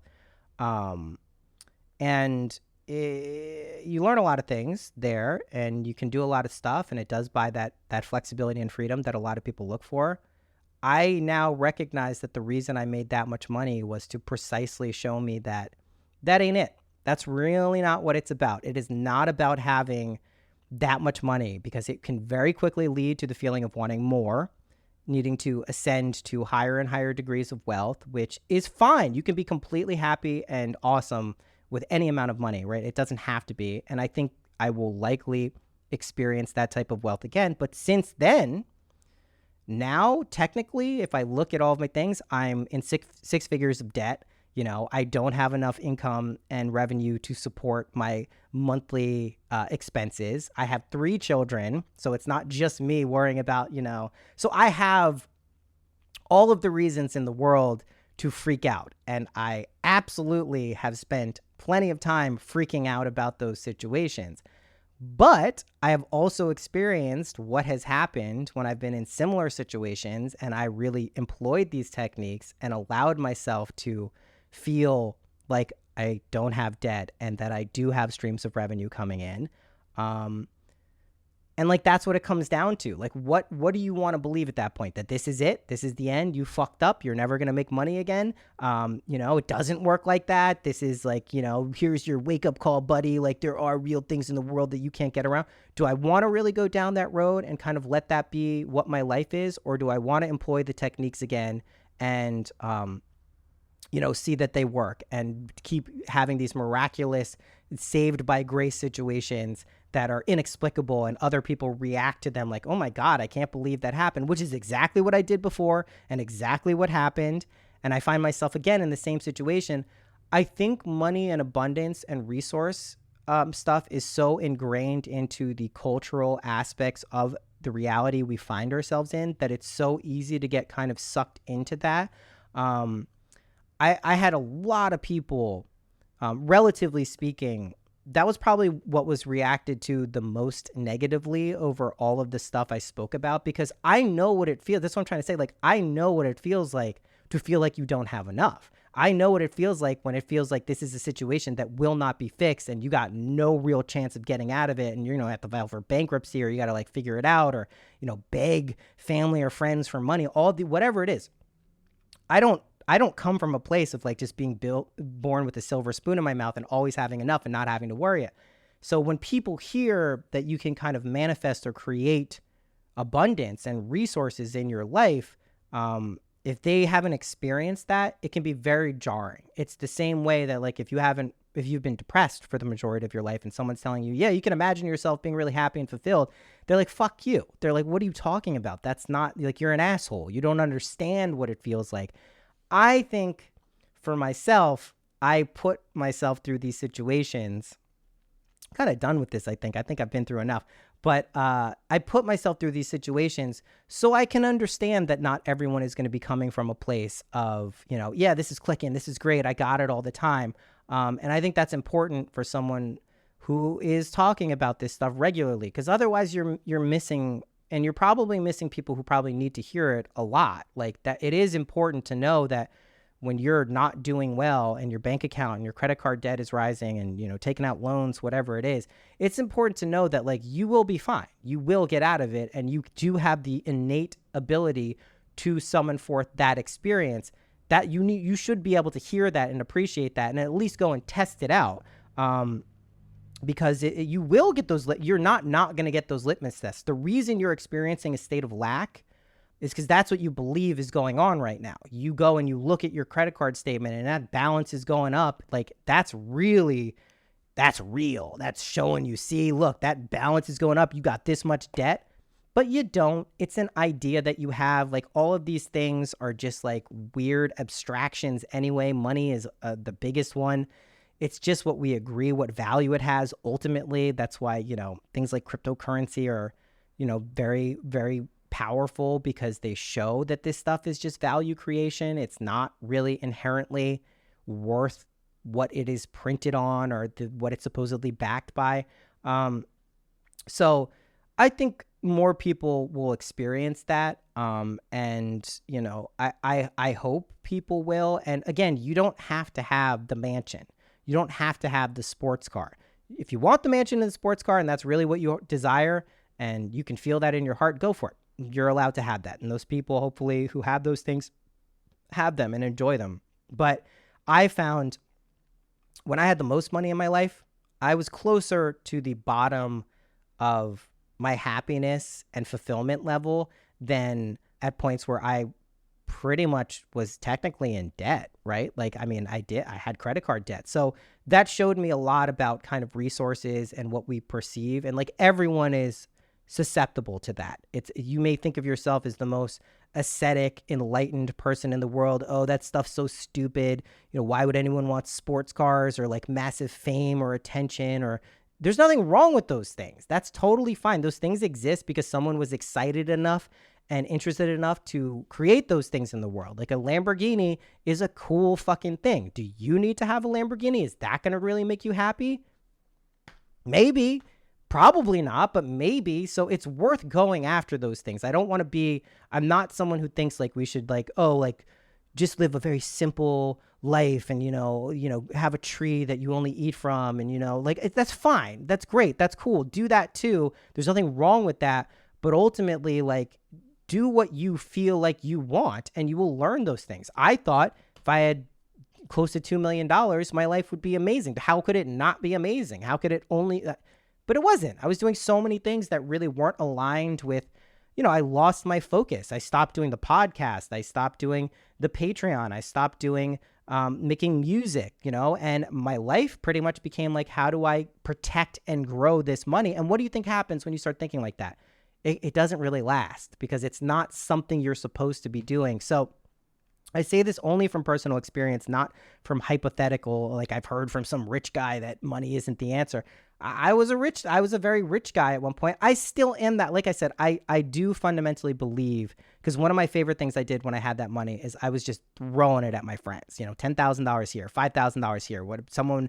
They didn't even ask for it. I'd just be like, do you want 10 grand? They'd be like, I guess so. I'm like, here's 10 grand. Like, that was actually the funnest and most fulfilling part of the money thing for me. And I'm sure I will have lots of money again in the future through a variety of means, but that are more aligned with what I want to be doing. I don't want to be sitting and doing crypto every day, and that's my life. And I realized that, and I didn't realize that before. So it was a blessing. But yeah, I'm every day, if I want to dwell on what I don't have and my financial situation being not ideal, I have the opportunity to do that. So I get these very powerful kind of threshold guardians and litmus tests, and I can see how I react to it. And I have noticed, certainly over the past month or two, I've gotten a lot better at not reacting to that and be like, you know what? It's maybe not solved right now. But then I don't find myself saying things like, I don't have money, I'm in debt. I don't say those things anymore because I don't really believe it. I see that these things are there, but I don't really feel like that. And when you don't really feel like that, that's when things start to really turn around and you get to those other states where that's not true. You paid it all off. It wasn't a big deal. You remember when you had debt? You don't have it anymore. Those types of feelings start coming up naturally. So, yeah. There's so much you said that I wanted to touch on. So one of the most interesting things you said was that at the peak of the wealth of the 1.7 million, you actually did not feel as happy as you did when you were maybe even broke or not in debt, financially secure. No. Or in debt. No, I didn't. it wasn't even close. It was like a scale out of 100. Let's say when I was in debt, I was like a 75 or an 80. I was probably at like a 25 with all of the money I had, like legitimately flying on private jets to places in Bahamas, my whole family. Like there's some very good experiences there, but overall, just not even close to the level of like fulfillment and joy. Why do you think that is? I mean, I know why it is now. I fundamentally lost focus with things that truly excite me and are interesting to me in life. And I thought by building more and more wealth that would somehow give me more of an opportunity to experience those states, which my direct experience showed me wasn't true. But it's very, very easy to fall into because listen, money does give you, up to a certain point, a degree of flexibility and freedom in your life. That's true. That's how this reality operates. I don't want to discount that, but you don't need money to have that freedom and flexibility, is the truth. What you love and enjoy and want is much simpler and easily attainable than vast amounts of wealth. Not that vast amounts of wealth are that hard to attain, if that's what your focus is. For me, that's not what my focus is meant to be. I don't feel that that's what my drive is, right? I don't need to prove to myself or anyone else that, look, I made all this money, see, this stuff works. Like that, what does that even mean? If I'm happy, if I'm fulfilled, if I'm creatively expressing myself, those are things that I'm like, okay, see, I'm an example of what I'm saying is true because I actually feel like this. Money is just this abstraction that, we attach value to and say, oh, well, this person is doing well because they have a lot of it, and this person isn't doing well because they don't have a lot of it. That's just a story at the end of the day. The real winner and the truly wealthy are the people who are happy and fulfilled no matter what they have. That doesn't mean they can't aspire for more. Like I said, I imagine I will have 7 figures of wealth, 8 figures of wealth at some point, but not because that's important to me, but because I think there are things that could be done with that are cool and fun, that are aligned with what I want to do. And as long as I keep those things that I want to do as the primary focus, the wealth is free to flow in. And I'm totally cool with that. I had it flipped. I was like, oh, the money is the thing. Like, let me just keep doing this. I'll temporarily sacrifice what I was doing or what I feel like I should be doing to make more money so I can have more opportunity to do the thing. And it's a logical thought circle. My wife showed me that very clearly, and it took me months to really fully untangle that and play. But I had like a circle of logic that made no sense. Oh, you're going to make more money so you have more time to do the things you want to do? No, that's not how it works. That's literally not how it works. It really doesn't work like that. Do the things you want to do, then you will have the opportunity to continue doing those things. Otherwise, you're forever perpetuating, when will it be enough? How much time do you need? How much money equals time? It doesn't. So that's why I think I was ultimately not happy and slowly moved into a depression that I didn't see coming, because I just stopped doing everything that was making me happy. I wasn't exercising. I wasn't taking care of myself. I wasn't making music. I wasn't doing the podcast. I wasn't connecting with people. I wasn't doing readings for people. Like all the things that were energizing me and giving me money and reminding me that these are like important things in my life completely fell by the wayside. And I was just doing crypto pretty much every single day because I was doing well. I mean, it's hard to stop doing something when you're making, 10, 20 grand a day. It's difficult to stop doing that because of the perceived value that has. And to be clear, I bought a lot of really cool shit that I use to this day with that money. So not all of it was wasted. And I want to make that key distinction that it's not like money is bad. It's not like some evil thing that you should shy away from and it's going to, distort what you should be doing. A lot of stuff that I have to this day it was bought with that money, and I'm happy I did it. And I'm happy I gave friends money. I don't regret any of that. It's just, it became my primary focus, and it became the end rather than a means to the end or a reason I should be doing something. And I think that's something that a lot of people have encountered in their lives. And I was lucky enough to kind of get a pretty condensed version of that. It only took up, a year to 2 years of my life to have to go through that lesson, which some people can go through many lifetimes. You know what I mean? A whole lifetime of not fully understanding that's not what it's about. I think also the key part of your story is the feeling that got you there was then not, you went from that feeling to trying to hold on to something or trying to grow something. So if you trace back your moods and feelings, can you recall what was the state that actually brought you that wealth and abundance to begin with? Knowing that I had it, knowing that it was inevitable, like everything else. It's like when you really know something and you really believe something, it is an inalterable fact of your life and it has no choice but to show up. And I knew it. I knew it. I knew I was going to have that much. I knew it. You actually knew you were going to have 1.7 million. Not 1.7. I mean, I was doing goals that were significantly higher than that. So I don't want to say that that's, but I knew what the feeling of like feeling like, holy shit, this is a lot. Like this is insane. And I knew what the feeling of people reacting to me when I showed them, you know, what it was like, what that would be like. I knew the feeling of giving money to people. I knew the feeling of buying things that were important to me. Those things I knew, and they did happen. I think a lot of people, I call it like the lottery mindset.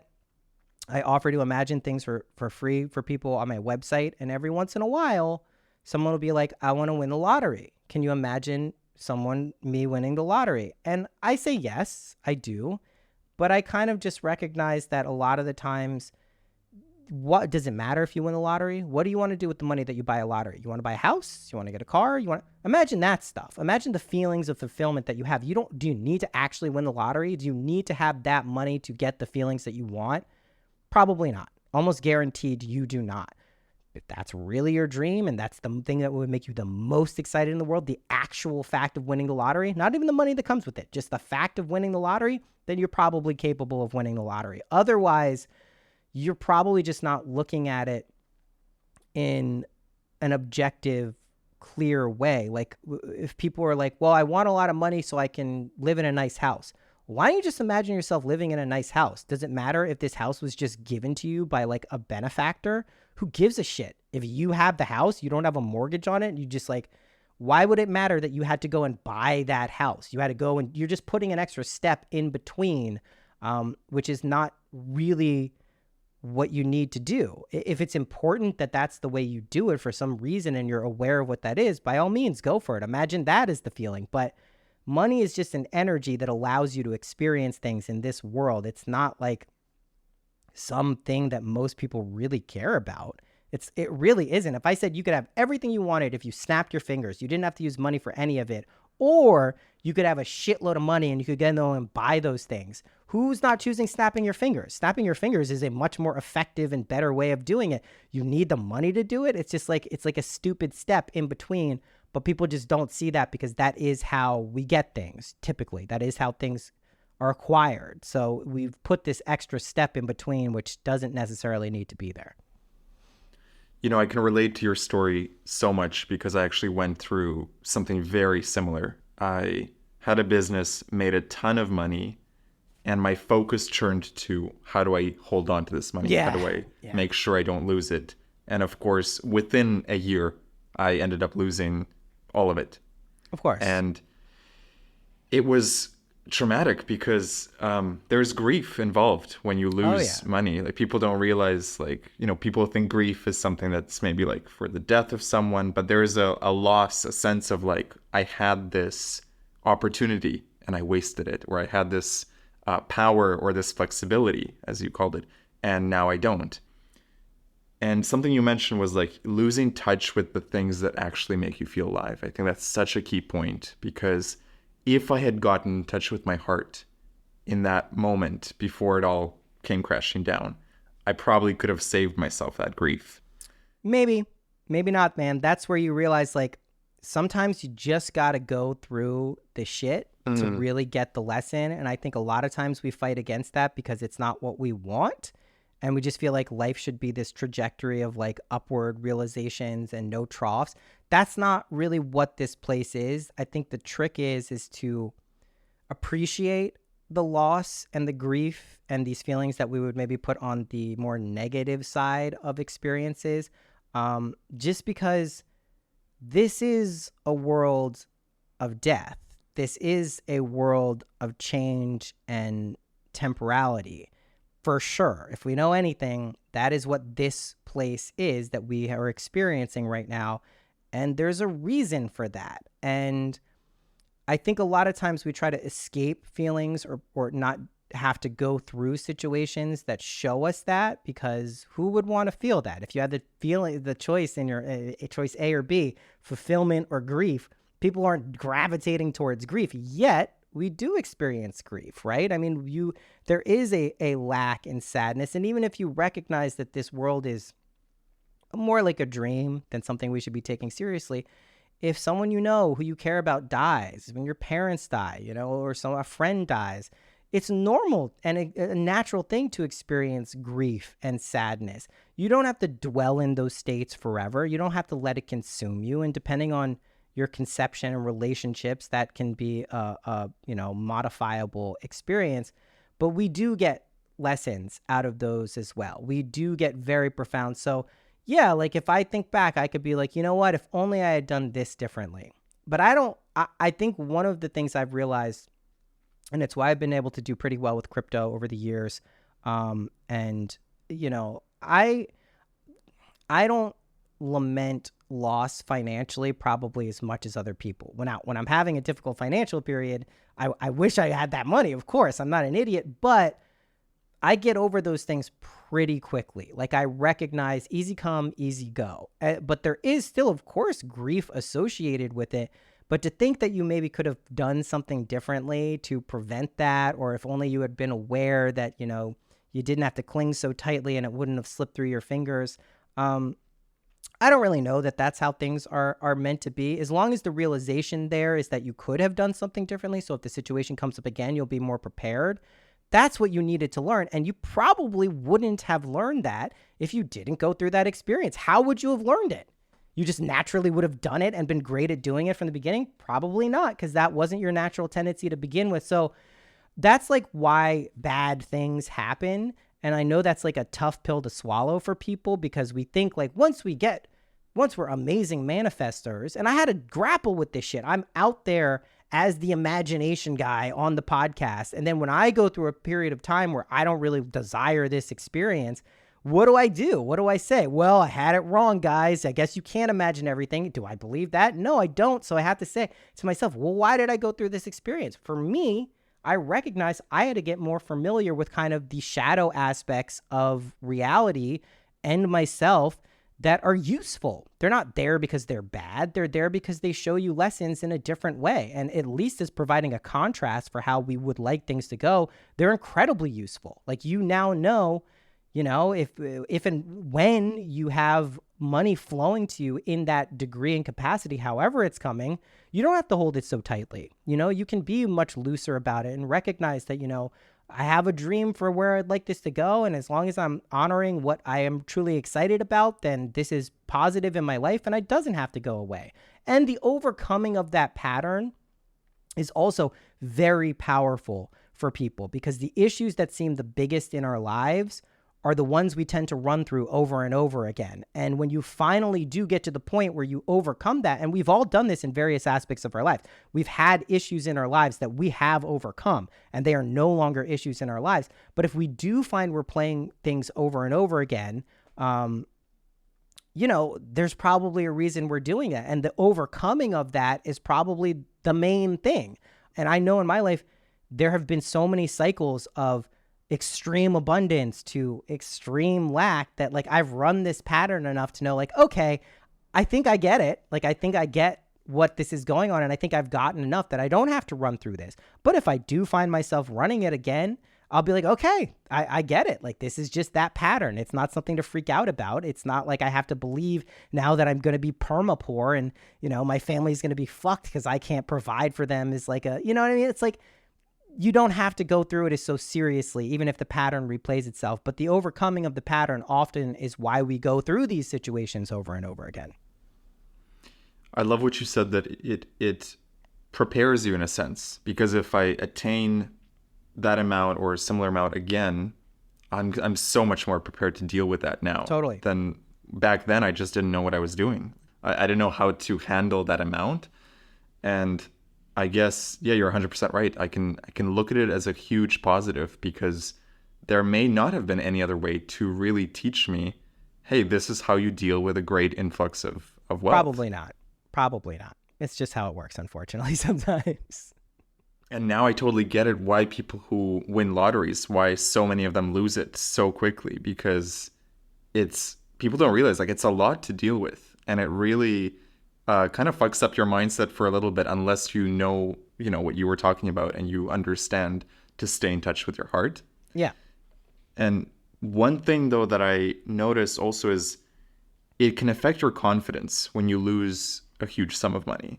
Totally. And so when I'm trying to use, let's say, imaginal techniques to find myself in a place of abundance again, but my confidence is shot, I find it hard to regain that confidence. And I'm curious if you have any thoughts. Confidence has a direct relationship to how seriously you're taking things in life. Like that's really what confidence is dependent on more than anything else. There are other factors, of course, but if you're taking things very seriously, if life ceases to be a game, if your reality ceases to be a game that you're playing, your confidence is likely to be affected, because then you're not doing something you should have done. You're not impressing the right people. You're not as good as the next person. It's all this relational kind of stuff that comes up.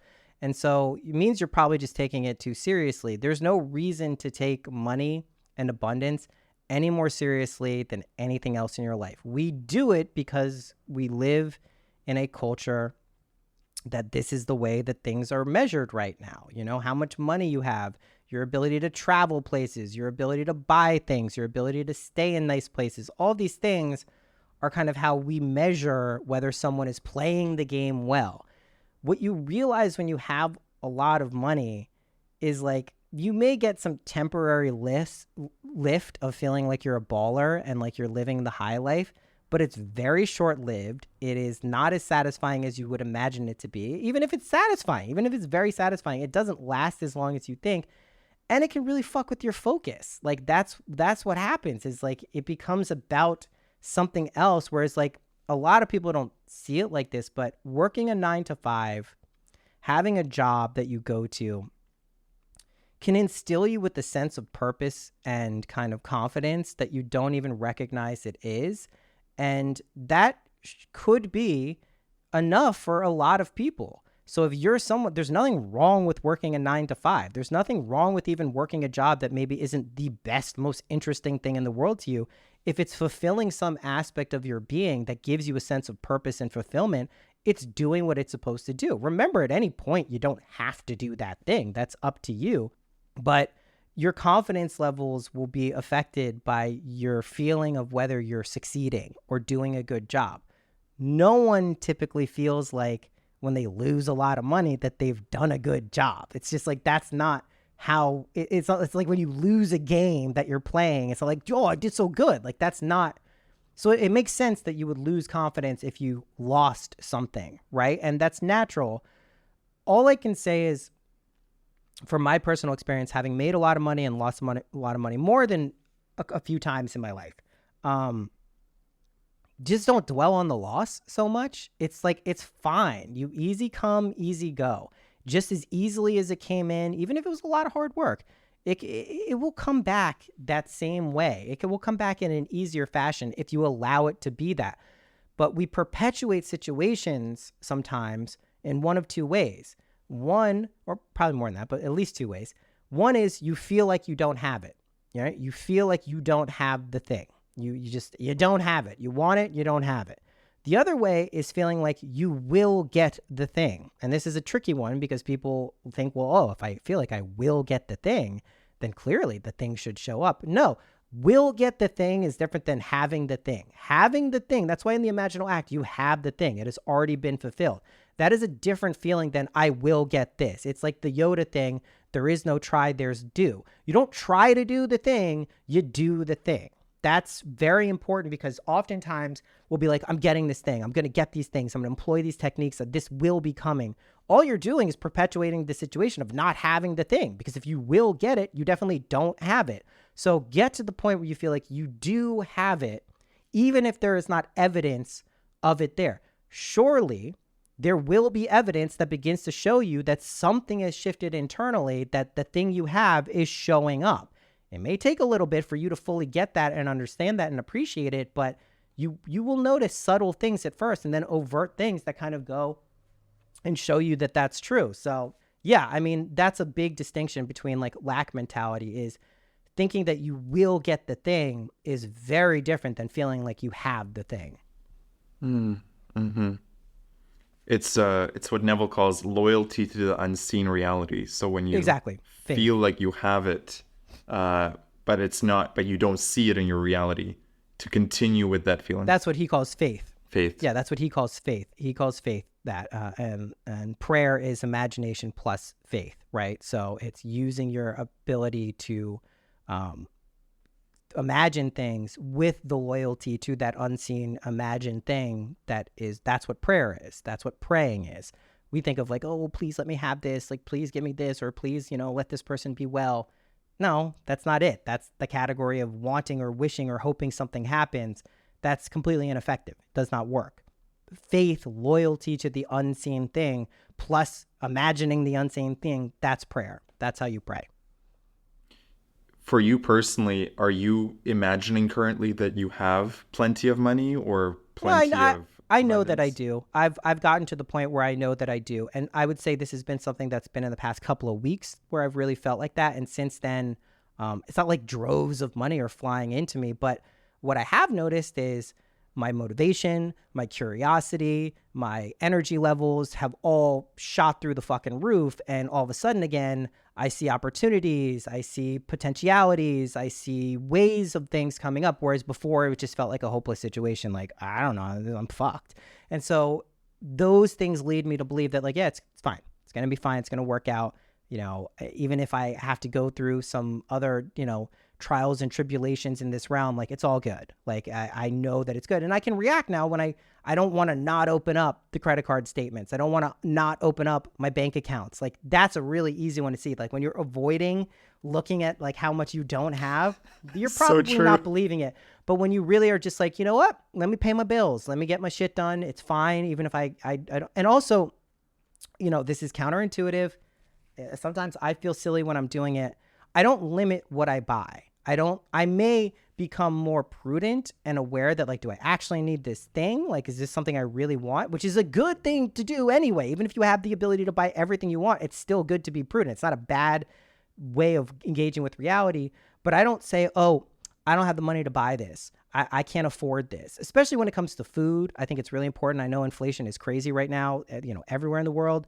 Probably better to live in Bali than the US in terms of food right now. But like, I don't go, well, I can't afford this because it's too expensive. I can't buy this. And people will say, well, I only have this much money. I really can't buy it. No, that's not true. I guarantee you can borrow money. You can use credit cards, even if it feels like a stupid thing to do and you shouldn't do it. Don't sacrifice things that you genuinely need in your life to do what you want, because that just reinforces a lack state. Whereas if you just get the shit you really need to get to do the things you need to do, you will get the money for it. Don't freak out about it. And debt, I'll say this as someone who's been in debt various points in their life, it's not real. It's, yes, you have to pay it back. Yes, you should pay it back. It feels good to pay it back. But like, it's not this crushing oppressive force that you imagine it to be. It just feels like that because that's how it's used. That's how we relate to it. It can be a game, right? It's like you can pay it back and feel good for paying it back. One thing I know is like, I actually like the feeling of paying bills. It makes me feel good. When I have enough, it feels better. When it feels like I don't have it, it's not that great, but I don't mind the feeling of paying a bill. I don't mind the feeling of paying back an obligation that I said I would pay back for. Only when I feel like I don't have enough does that become an issue. But so try to get yourself in the mindset where like you're not fighting and pushing against perceived debt. Know your debt will be cleared. Know you will have plenty. You will be abundant. Truly do what you need to do to get to feel like that, and then watch what happens. I love that. And coming back what you said about not taking things so seriously and treating life as a game. And maybe the moment we stop looking at life as a game, we take it seriously, that's where things start getting more stuck. The energy starts getting more dense.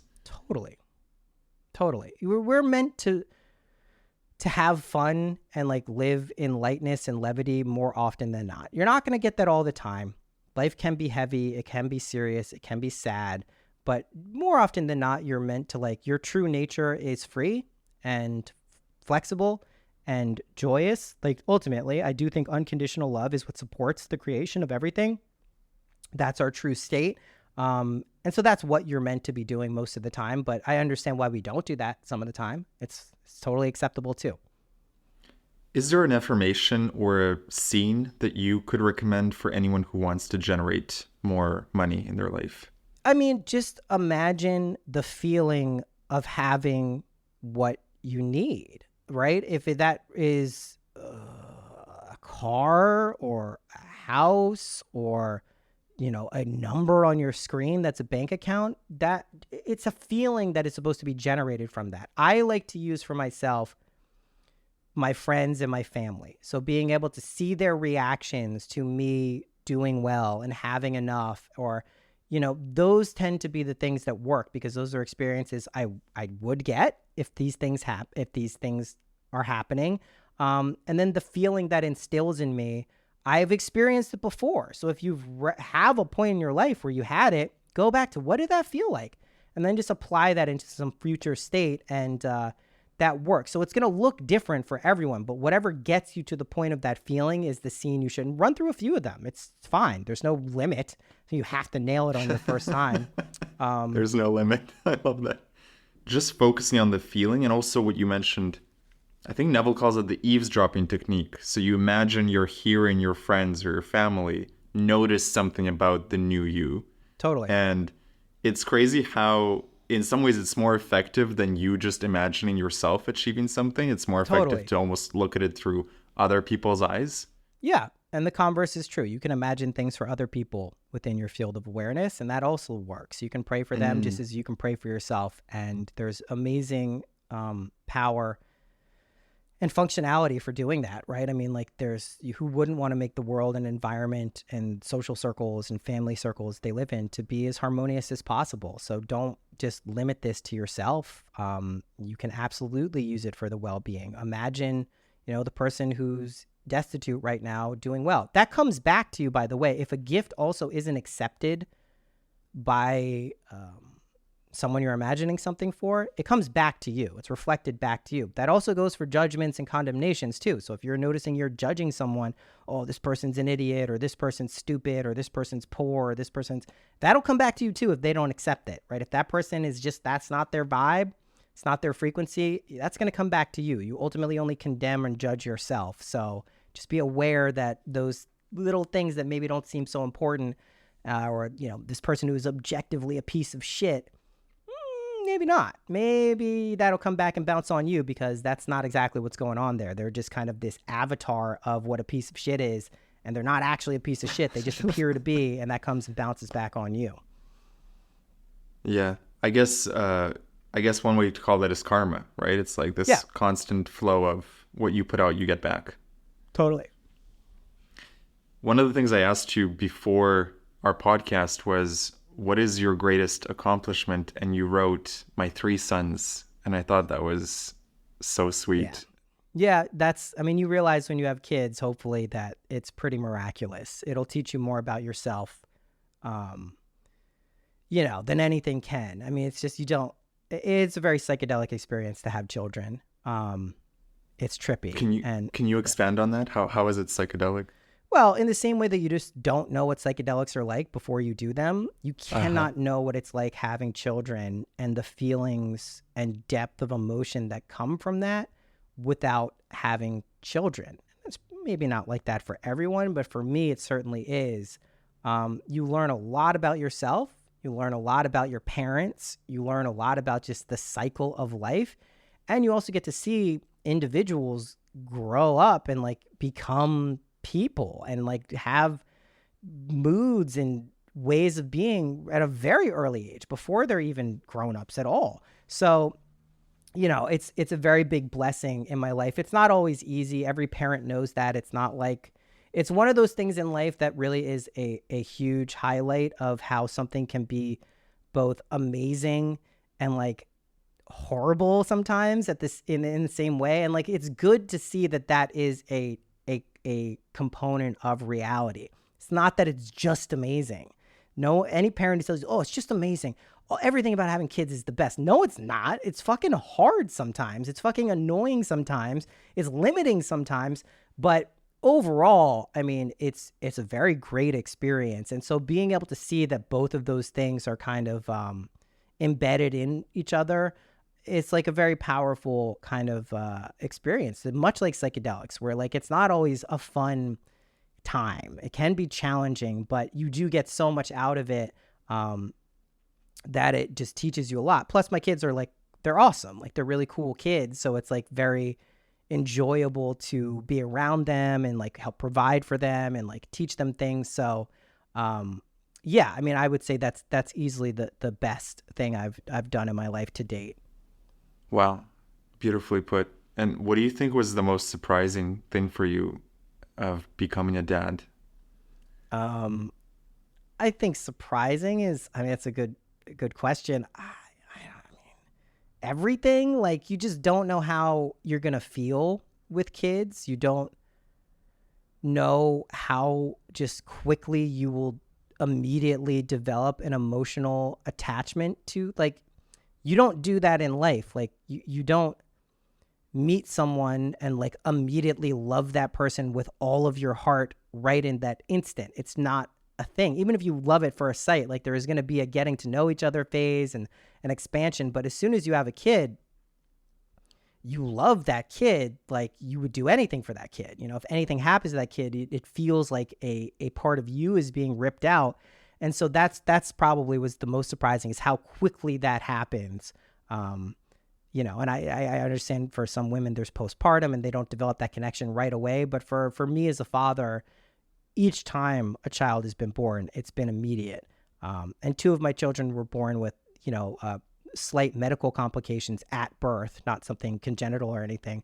And so like you very quickly realize like how much you love this kid and how you'll do anything for them, because like you're immediately thrust into the state like, oh my God, I hope this kid is okay. And, you know, I love them so much. And they're just born. They're like, you know, a few hours old. And you're like, what the fuck is going on? So it's very profound in terms of feeling that. What do you think being a dad taught you about yourself? How much I am loyal and kind of feel a connection to my family. And it also taught me a lot about my parents, especially as a child of divorce. My parents got divorced when I was 5. I got divorced when my oldest son was 4, 5, thereabouts, or a little younger. And I see how these things happen, and I understand why people end up feeling things like guilt or shame. I don't really feel that so much. I conscientiously left a marriage for reasons that I knew were altruistic and good. Maybe selfish on some level, but also was the right thing to do. So I don't question that and feel guilt about it. But on the same token, I'm not with my kids every day. I see my kids a ton. I see them, you know, a lot. I live very close to them. But, you know, I recognize that like my kids probably want to be with me more than they see me. So you learn about all of these kind of feelings and situations. Also, I have two kids with one woman and another child with another, my current wife. When I travel with my family, you know, some of the times we're all together, but oftentimes we're not. So I have this feeling, which I think is part of my like origin trauma wound, is like abandonment, which is natural with kids of divorce.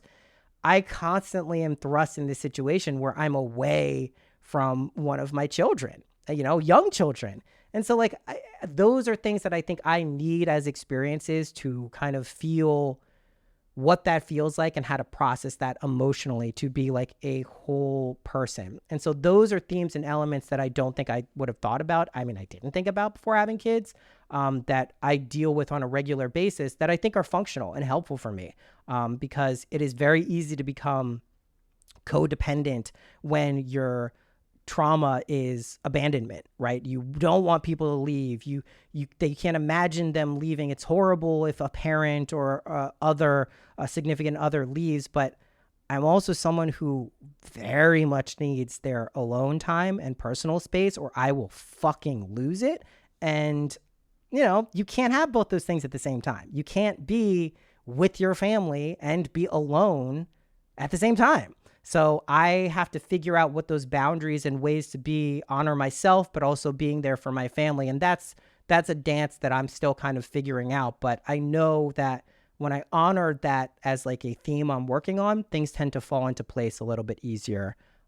So yeah, those have been some things I've learned. I find it really interesting how certain themes from our own childhood and upbringing repeat later on in life, almost Oh yeah. as if to mirror back to us and teach us what really happened earlier on. So, like for you, like your parents, you said got divorced when you were 5, 5, yeah.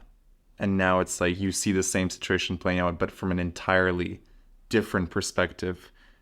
Do you think our lives are in any way predestined, or that we choose certain lifelines to experience certain situations? It's a bit of both. I think there is certainly a destiny aspect of it, but I think also we have the agency to affect what our lives are going to look like. I don't think that's necessarily predetermined. I think a lot of the reasons we do experience those kind of themes from childhood is we believe a lot of stuff when we're kids. When things hit us emotionally, we believe those things. When experiences hit us, and those necessarily will play out because we really believe them.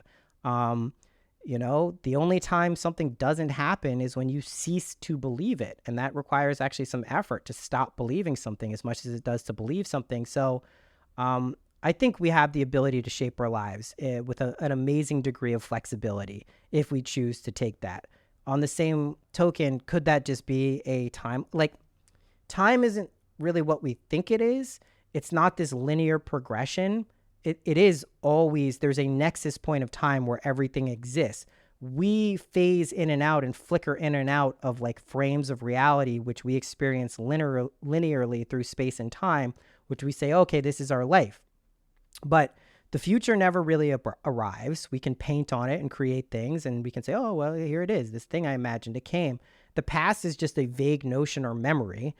Now is what we experience all of the time. It really is all there is. Even when we're dreaming and sleeping, there is this sense of awareness, right? So, yes, this already happened. This already existed. This is already destined and written in a lot of ways, but there's an infinite number of realities that have already existed, and our consciousness tunes into those with our awareness or without it. So that's like how both things are true at the same time. So yes, this already happened. This has already been played out. This is a dead world anyway. Things will die. It are, of course, necessarily had to exist in order to die.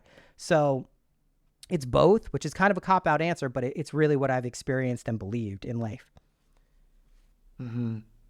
When you say dead world, just for those who maybe have not read Neville's work, can you define that a little more for the listener? Yeah, it's a world of mortality. Everything dies here, right? Look around. Nothing lives forever. There is no perma state of existence in this world. You will die. Everyone around you will die. The earth will die one day. Like, everything will die.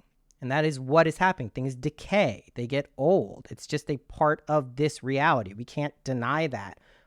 It's not something to be feared. It's not something to freak out about.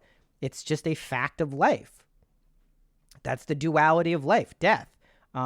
It's just change, ultimately. It's very normal to be afraid of death. I don't want to sit here and say, oh, I have no fear of mortality and death and people in my life. I mean, that's you'll realize that with children. You don't want your kids to die. Like, there's a natural tendency to avoid it, but nevertheless, it is what this world is. Like, you're gonna die. Doesn't mean your sense of self, your awareness will cease to exist. That's not what I'm saying. I'm just saying this world is a world of death. That is where we find ourselves. It's a world of mortality. It's a shadow of a higher existence where maybe death doesn't work in the same way. Maybe there are permanent states of consciousness that are big, you can live in forever. But here, it's temporary. It's not a perma state. Other than Neville's work, have there been any other teachers or principles that have really guided your life? Yeah, I am a huge fan of Ramakrishna, Sri Ramakrishna. I'm a huge fan of Chogyam Trungpa. I am a huge fan of Maharaji, who was Ram Dass's guru, Neem Karoli Baba. Who else? I mean, there's been a ton of thinkers and just philosophers who have helped shape my reality. Jung, I'm a huge Jung fan. I think what he did for Western psychoanalysis and just the conception of reality was incredible. Those are probably the main. Joseph Campbell, big fan of his works into mythology. Raina Maria Rilke, also just like really profound stuff on the nature of solitude. So many, but like those are probably the main ones that when I think about like who have shaped kind of helped shape my view of the world and myself, those are the big ones.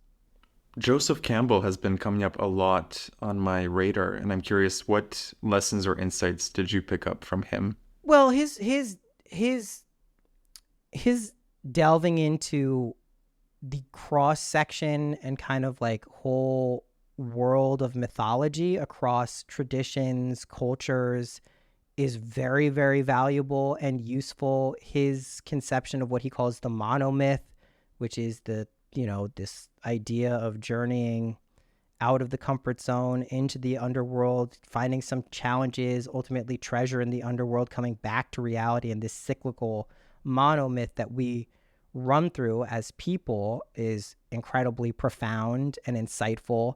And he's just a really good like thinker and writer about these things. And, he's kind of like a traditional guy. He's not a mystic in the traditional sense, but like he's very profound and has done a lot of like very cool stuff. The Hero with 1,000 Faces is one of his best works, I would say. Even some of the posthumous stuff that's been released on like divine femininity. He was just like a cool dude. Like he was pretty ahead of his time. He was, really just doing very profound and cool work at a time where I think a lot of people weren't really looking at mythology in that way. And like our lives are myths, like they are mythologies that we choose to believe in. So that framework is very useful for when, investigating your own life and reality. Was it Joseph Campbell that said, "Follow your bliss"? Yeah, that's Joseph Campbell. It's such a meaningful quote because it ties into Neville so much as well. It's like, follow that feeling of bliss. It is, which is sometimes pejoratively looked at just because it seems like kind of like wide-eyed, navel-gazing hippie stuff. Like, the natural response to something, if you're a devil's advocate or just kind of like a pessimistic person, is like, well, is the garbage man following his bliss? Like, does he really want to be, cleaning out garbage all the day? And my response is, I guarantee there are a ton of garbage men who love their jobs, like the simplicity of it, the ease of it. Apparently, it's a pretty good paying job. Like, it's probably not this hellish nightmare that you imagine. And yeah, maybe they are following their bliss, and maybe that's not it. Maybe garbage man isn't their bliss, but maybe what that allows them to do or provide for is their bliss. So like, you don't have to look at these things like, oh, well, everyone has to be this profound, mystical, incredible, famous celebrity type achievement person. No. I mean, I see this more and more now with like Spotify. I've been a musician almost my whole life. And, I see people on Spotify who maybe don't have like a ton of monthly listeners, but it's like 30,000, 40,000, which is incredible. That didn't exist before in reality. You couldn't have 40,000 people a month listening to what you're doing because there weren't the means of access. You had to get signed to a record label. You had to have some cult following to do that. And now you can just do that. Someone can make a song, put it on TikTok, the sound is amazing, and then it gets memed into a popular thing, like that dude, Oliver, what's his name? The guy with the Richmond song. That's amazing. That's super cool. So we have more opportunity than ever to actually follow what our bliss is. And that doesn't mean it has to be our career. It doesn't mean it have to be the thing that even we're spending the majority of our time doing. And I think that's where some people kind of get lost in the idea that like, well, if everyone could follow their bliss, who would do this? Who would pick up the trash? Who would clean up the shit? It's like, what? It would get done. okay? Unless people really want to collectively live in a world of shit, someone's going to pick it up. If my option was no one else is picking up the shit around me, or I have to live in shit, I'm going to pick up the shit. It doesn't mean it's exactly what my bliss is, but it's more aligned with my idea of bliss than having shit all around me. So it's just like, you don't have to take it to these crazy extremes when you hear someone say something like that, because, maybe bliss is a very simple thing for someone. Maybe it's just like the love of a partner, a dog and a fireplace. It doesn't have to be this crazy thing of like success, grand success or achievement. And I think that fucks a lot of people up. And the cool thing is if you're really following your bliss, sometimes those really profound things can happen, which is great too. There's nothing wrong with that either. So it is a powerful statement. I think it ties into what you said about staying in touch with your heart. It's like Totally. when you were in the high place of like having a lot of income, but you lost touch with what mattered to you. And then you came back to, hey, music matters to me. The podcast matters to me. The Patreon community. And that is following your bliss. Totally. I want to ask you a bit about the podcast, because for me, it's such a special podcast. I don't even remember how I first discovered it, but it's one of those pods that as soon as a new episode comes out, I have no idea what it's going to be about, but I know it's going to be good because it's coming from an inspired place. And I wonder, how did the podcast first originate for you? It actually originated as a defensive maneuver because I was leaving a place I was working at where I felt like I was going to get nudged out. And if I didn't create something, then I would be like really cynical and pessimistic about that experience. So I was like, you know what, let me launch this just because like I'm pretty sure I can do it. Like I've had these types of conversations before. So I started it back, I think in 2015. And it was originally just me interviewing. Every episode had a guest. There was no solo casts. So I was just interviewing people who I was interested in, cool people ranging from, philosophers, spiritual thinkers, comedians, musicians, yoga instructors, sound healers, like whatever you can imagine, just whatever I was interested in.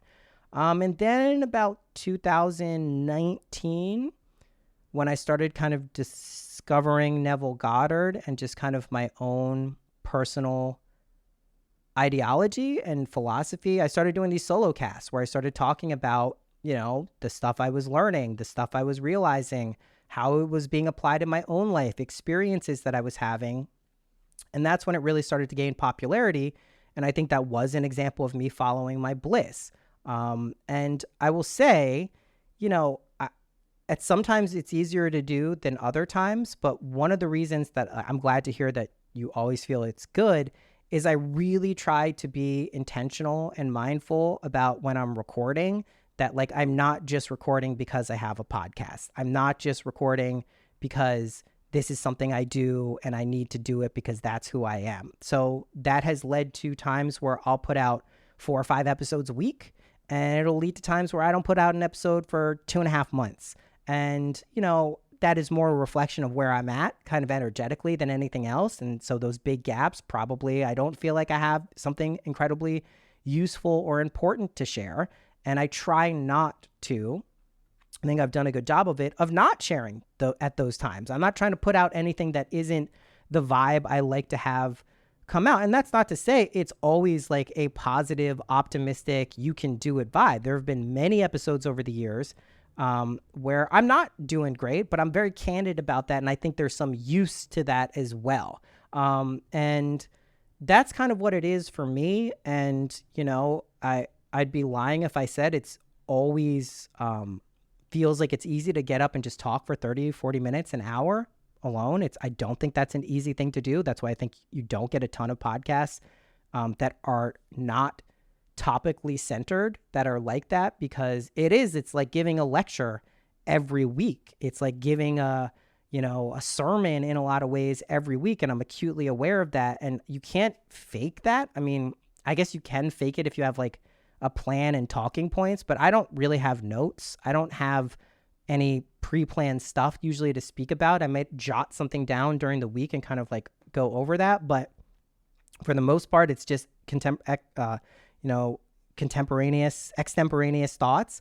And I just go and I speak, and usually I can tell if that felt good. I'll put it out. Very rarely do I record something and not put it out. So I kind of honor that space and being able to do it well. And yeah, I mean, that's really what it is for me. And I imagine I will continue to do it as long as I feel inspired to do it. And I'm glad. I mean, I can see the numbers, despite having taken significant time off, are still pretty good. They're not bad. Somehow, which has been shocking to me, especially with the patrons. Like, I mean, there was a period where I don't think I posted on Patreon for like close to 6 months, and I still had people. I mean, granted, I used to have a lot more people on the Patreon, but that's a direct reflection of what I was doing there. Now I take it a little bit more seriously because I recognize, like, if someone signs up to the Patreon and is honoring me with, $7 a month, whatever it is, I should take that seriously. That's a real commitment that they want an energetic exchange there. So I try to provide things at this point that I feel are worthy of that, at the very least, that the value is being returned. And that's been a big lesson for me, that regardless of who's tuning in, whether it's 70 people or 7,000 people, that there's still a, valuable energy exchange going on. And it's important to honor that. So, I've learned some things over the years related to, popularity and audience and stuff like that. And I don't take it for granted, where I think at one point I kind of took it for granted because it was just like so flowy and easy. Again, that's a lesson I think I had to go through to kind of like fully understand that. And it would have been a shame if I would have increased in popularity not having learned that. So, you learn these things because you're supposed to. What did you learn about audience building and building a tribe of people that is really connected to your work? Yeah, I don't know exactly how to explain that one, because it's a bit of a mystery at times. Like, I know a clear help was like I went on my friend Duncan Trussell's podcast, and that led to a lot of attention coming my way. But I think there's a resonant quality of what you can bring when you're speaking with people that kind of attracts them to you in a more meaningful or impactful way. And as long as you're operating from that space, I don't think it matters what it is you're really doing, whether you're making TikToks or on Instagram or whatever, like, people will find you naturally. I've been thinking about this more and more because, like, there's a lot of like fake numbers on social media, and people look at these things and they say, oh, well, this person has 30,000, 150,000 people. But do they really, or are these real people, or was it one thing they clicked, they liked and followed, and then just never, like, so I don't place too much value on numbers. The quality of the engagements, the messages I get from people, those are all, metrics that mean a lot more to me than like raw numbers. I'd rather have like 1,000 true people who are fully engaged with what I'm doing than, 10,000, 100,000 people who don't really give a shit. They were just attracted to some one little thing. So it's hard to say. I think the best thing you can do as any type of content creator, whatever your field is just be yourself, be as authentic as possible. Do it because you want to be doing it. Don't be doing it to gain a larger audience or a larger following. Those things will inevitably come if you're just being yourself and it's what you really want to be doing. If they don't come and you're being the shit out of yourself, maybe that's not what you really want to be doing. Think of it like that. It's that maybe you're trying to fulfill some hole or aspect of your being with attention from other people, which is like not what it's about. Like, this should be a mutual reciprocal exchange of energy, I feel like. And social media and the internet certainly offers that, but a lot of time it's not that, it's like, it's just this attractive force of, clickbaity or attention grabbing stuff, which is, I love that as much as the next person. I'm not saying there's anything wrong with it, but it's, what do you want these connections to actually be like for people to show up? Yeah. I think it's the authenticity in your work that really comes across. And like you said, those solo casts, I am always amazed how you can just go for an hour or even 30 minutes. And it seems so off the cuff. I don't know if there's any editing. It seems like there's no editing at all. No editing. And you're literally just you and the mic, and it's a free flow of thoughts. And yet there's value and energy and insights that are being delivered in such a free-flowing way. And how would you recommend for someone who wants to tap into that sort of channeling or that inspiration in their own podcast or their own YouTube? Yeah, I mean, in terms of like being able to do it, I don't know how to describe exactly what skills you need to cultivate. I think there is a natural inherent quality or talent you need to possess. I don't know that you can like teach yourself to do that. You could probably get better at some things. But like I said, I mean, I don't always feel like that. I mean, when there's months in between I don't put in a podcast, rest assured, I didn't feel like I could do that. So it's not like it's all the time. I think it has a lot to do with just how I'm feeling, right? My energy levels, especially, my ability to operate from that frequency. Like I have to feel like that's there in order to do it. Once it's there, it is a very natural thing. I recognize it's not easy. Like I've come, even when it feels really easy, when I was pumping out like 5 a week, I'm still acutely aware that it's like unusual. I don't look out into the world of podcasting and really see many people doing that. Like even like live streaming for a lot of people, they're doing something. They're playing a game, they're watching something, they're interacting with their audience just off the cuff, yakking for 30 minutes to an hour or more. You really have to be in touch with some part of yourself that is able to recognize what you're feeling and processing, and then being able to effectively communicate that.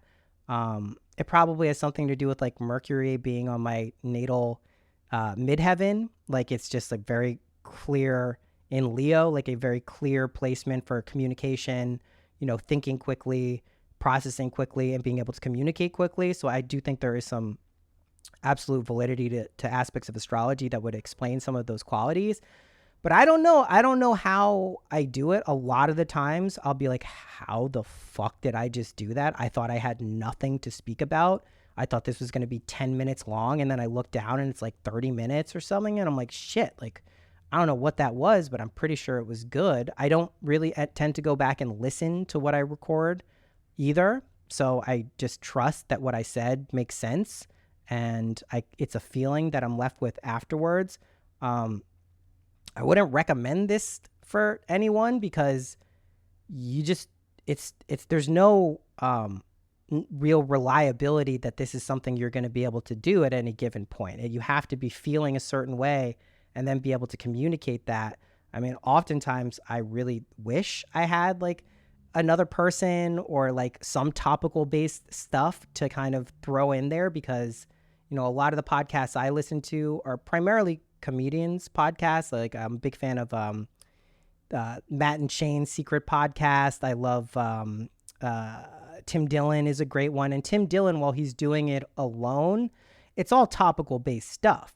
So it's not like I'm picking from the headlines over the past week and being like, oh, I'm going to talk about this, I'm going to talk about that. That's easier to do. That's a regular talk show host, right? You have your topical material, but like, matters of the spirit and like, manifestation, like also, I don't want to say you can run out of stuff you can talk about, but I don't want to just repeat the same shit over and over again. So I at least try to come at this stuff from a different angle, even if it ultimately is about the same kind of stuff.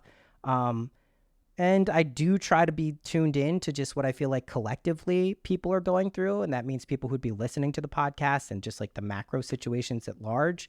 But yeah, there's no real advice I could give someone who wants to do that other than just trying to like practice, see if it works. I wasn't amazing at it when I first started doing a podcast. It takes you a little bit to find your voice and being comfortable on a microphone, but if you stick with it and you have that natural aptitude, you'll probably be able to do it. It kind of reminds me of, I don't know if you've heard of Neville Goddard, Maggie Murphy on YouTube. No. She does the same sort of channeling from inspiration, basically, where she sits in her car and it's just her and her phone, and she talks about Neville and manifestation, and that's cool. Can tell it's coming from the heart as well. I think that's the most important thing with your podcast is like you always feel like it's coming from your life and like it has meaning.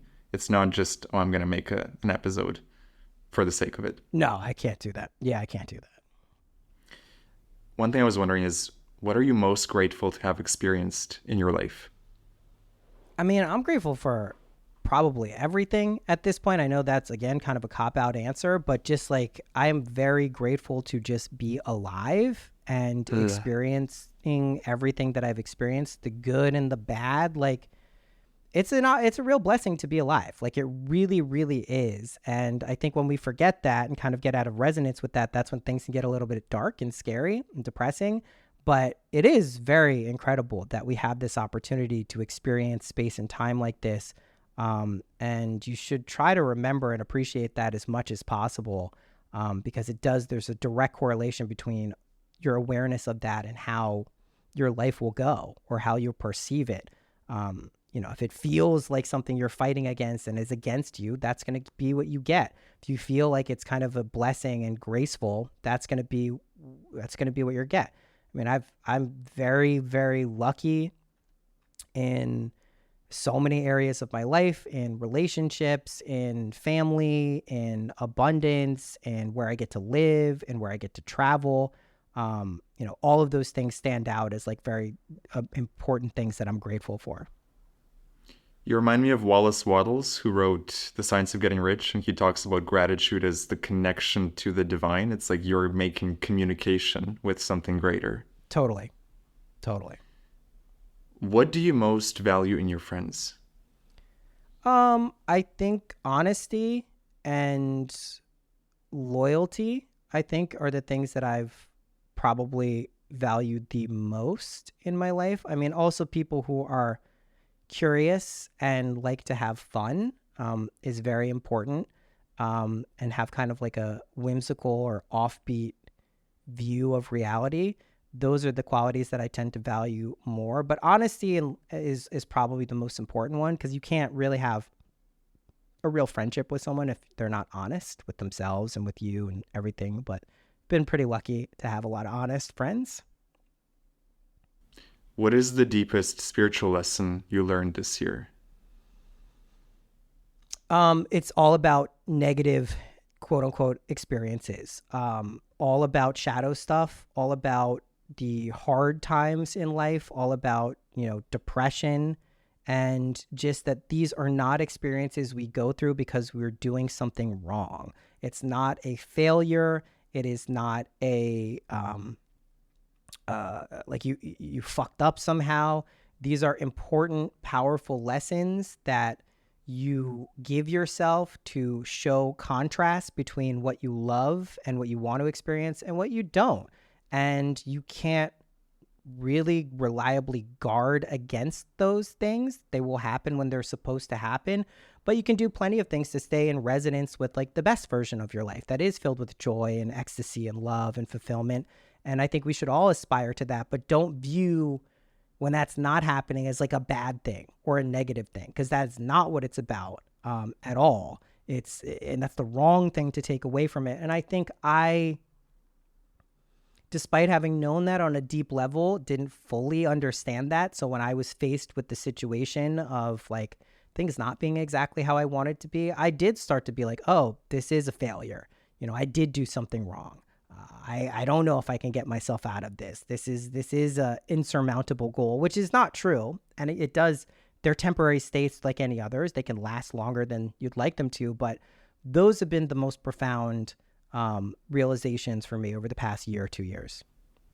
Was there a turning point for you where you went from I'm doing something wrong to, hey, this is okay. This is an important moment in my life? It took a period of time. It was about like 6 to 8 months ago, I would say, where I really started to put that together, and then probably another 3 to 4 months before I could actually like work with that in some practical way.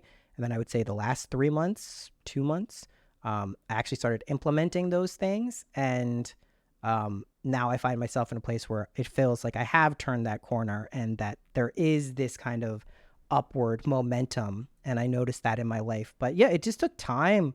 It just takes time sometimes. There's no other remedy that you can do. I mean, I could have tried to force myself to do those things. I could have maybe implemented imaginal techniques earlier, but if you're not ready to do that, it's not going to make any sense. That's why I don't take any time trying to convince people that this shit is true.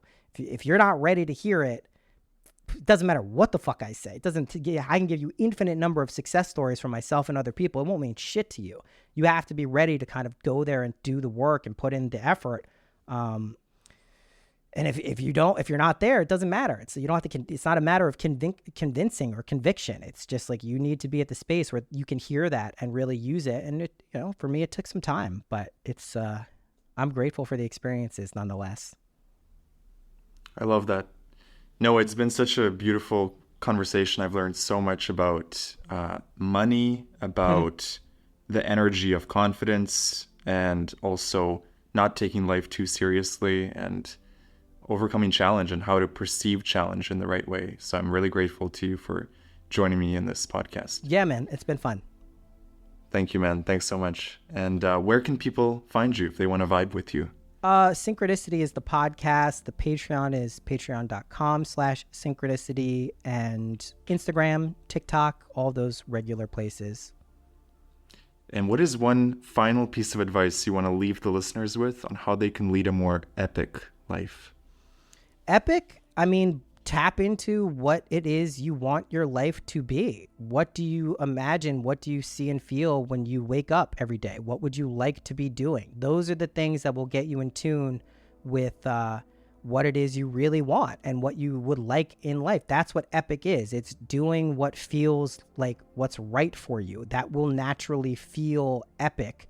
It doesn't mean you have to be doing these grand, amazing, objectively amazing things in life, but tuning into what you want your life to be like. What do you want to wake up and experience? That could be anything from a relationship to a career to traveling to whatever it is. It does but you know what it is. And if you find that there are resistance points there within your own awareness, investigate those. Why is there resistance there? Is it reasonable? Is it illogical? Does it make sense? Maybe you don't want to do that thing.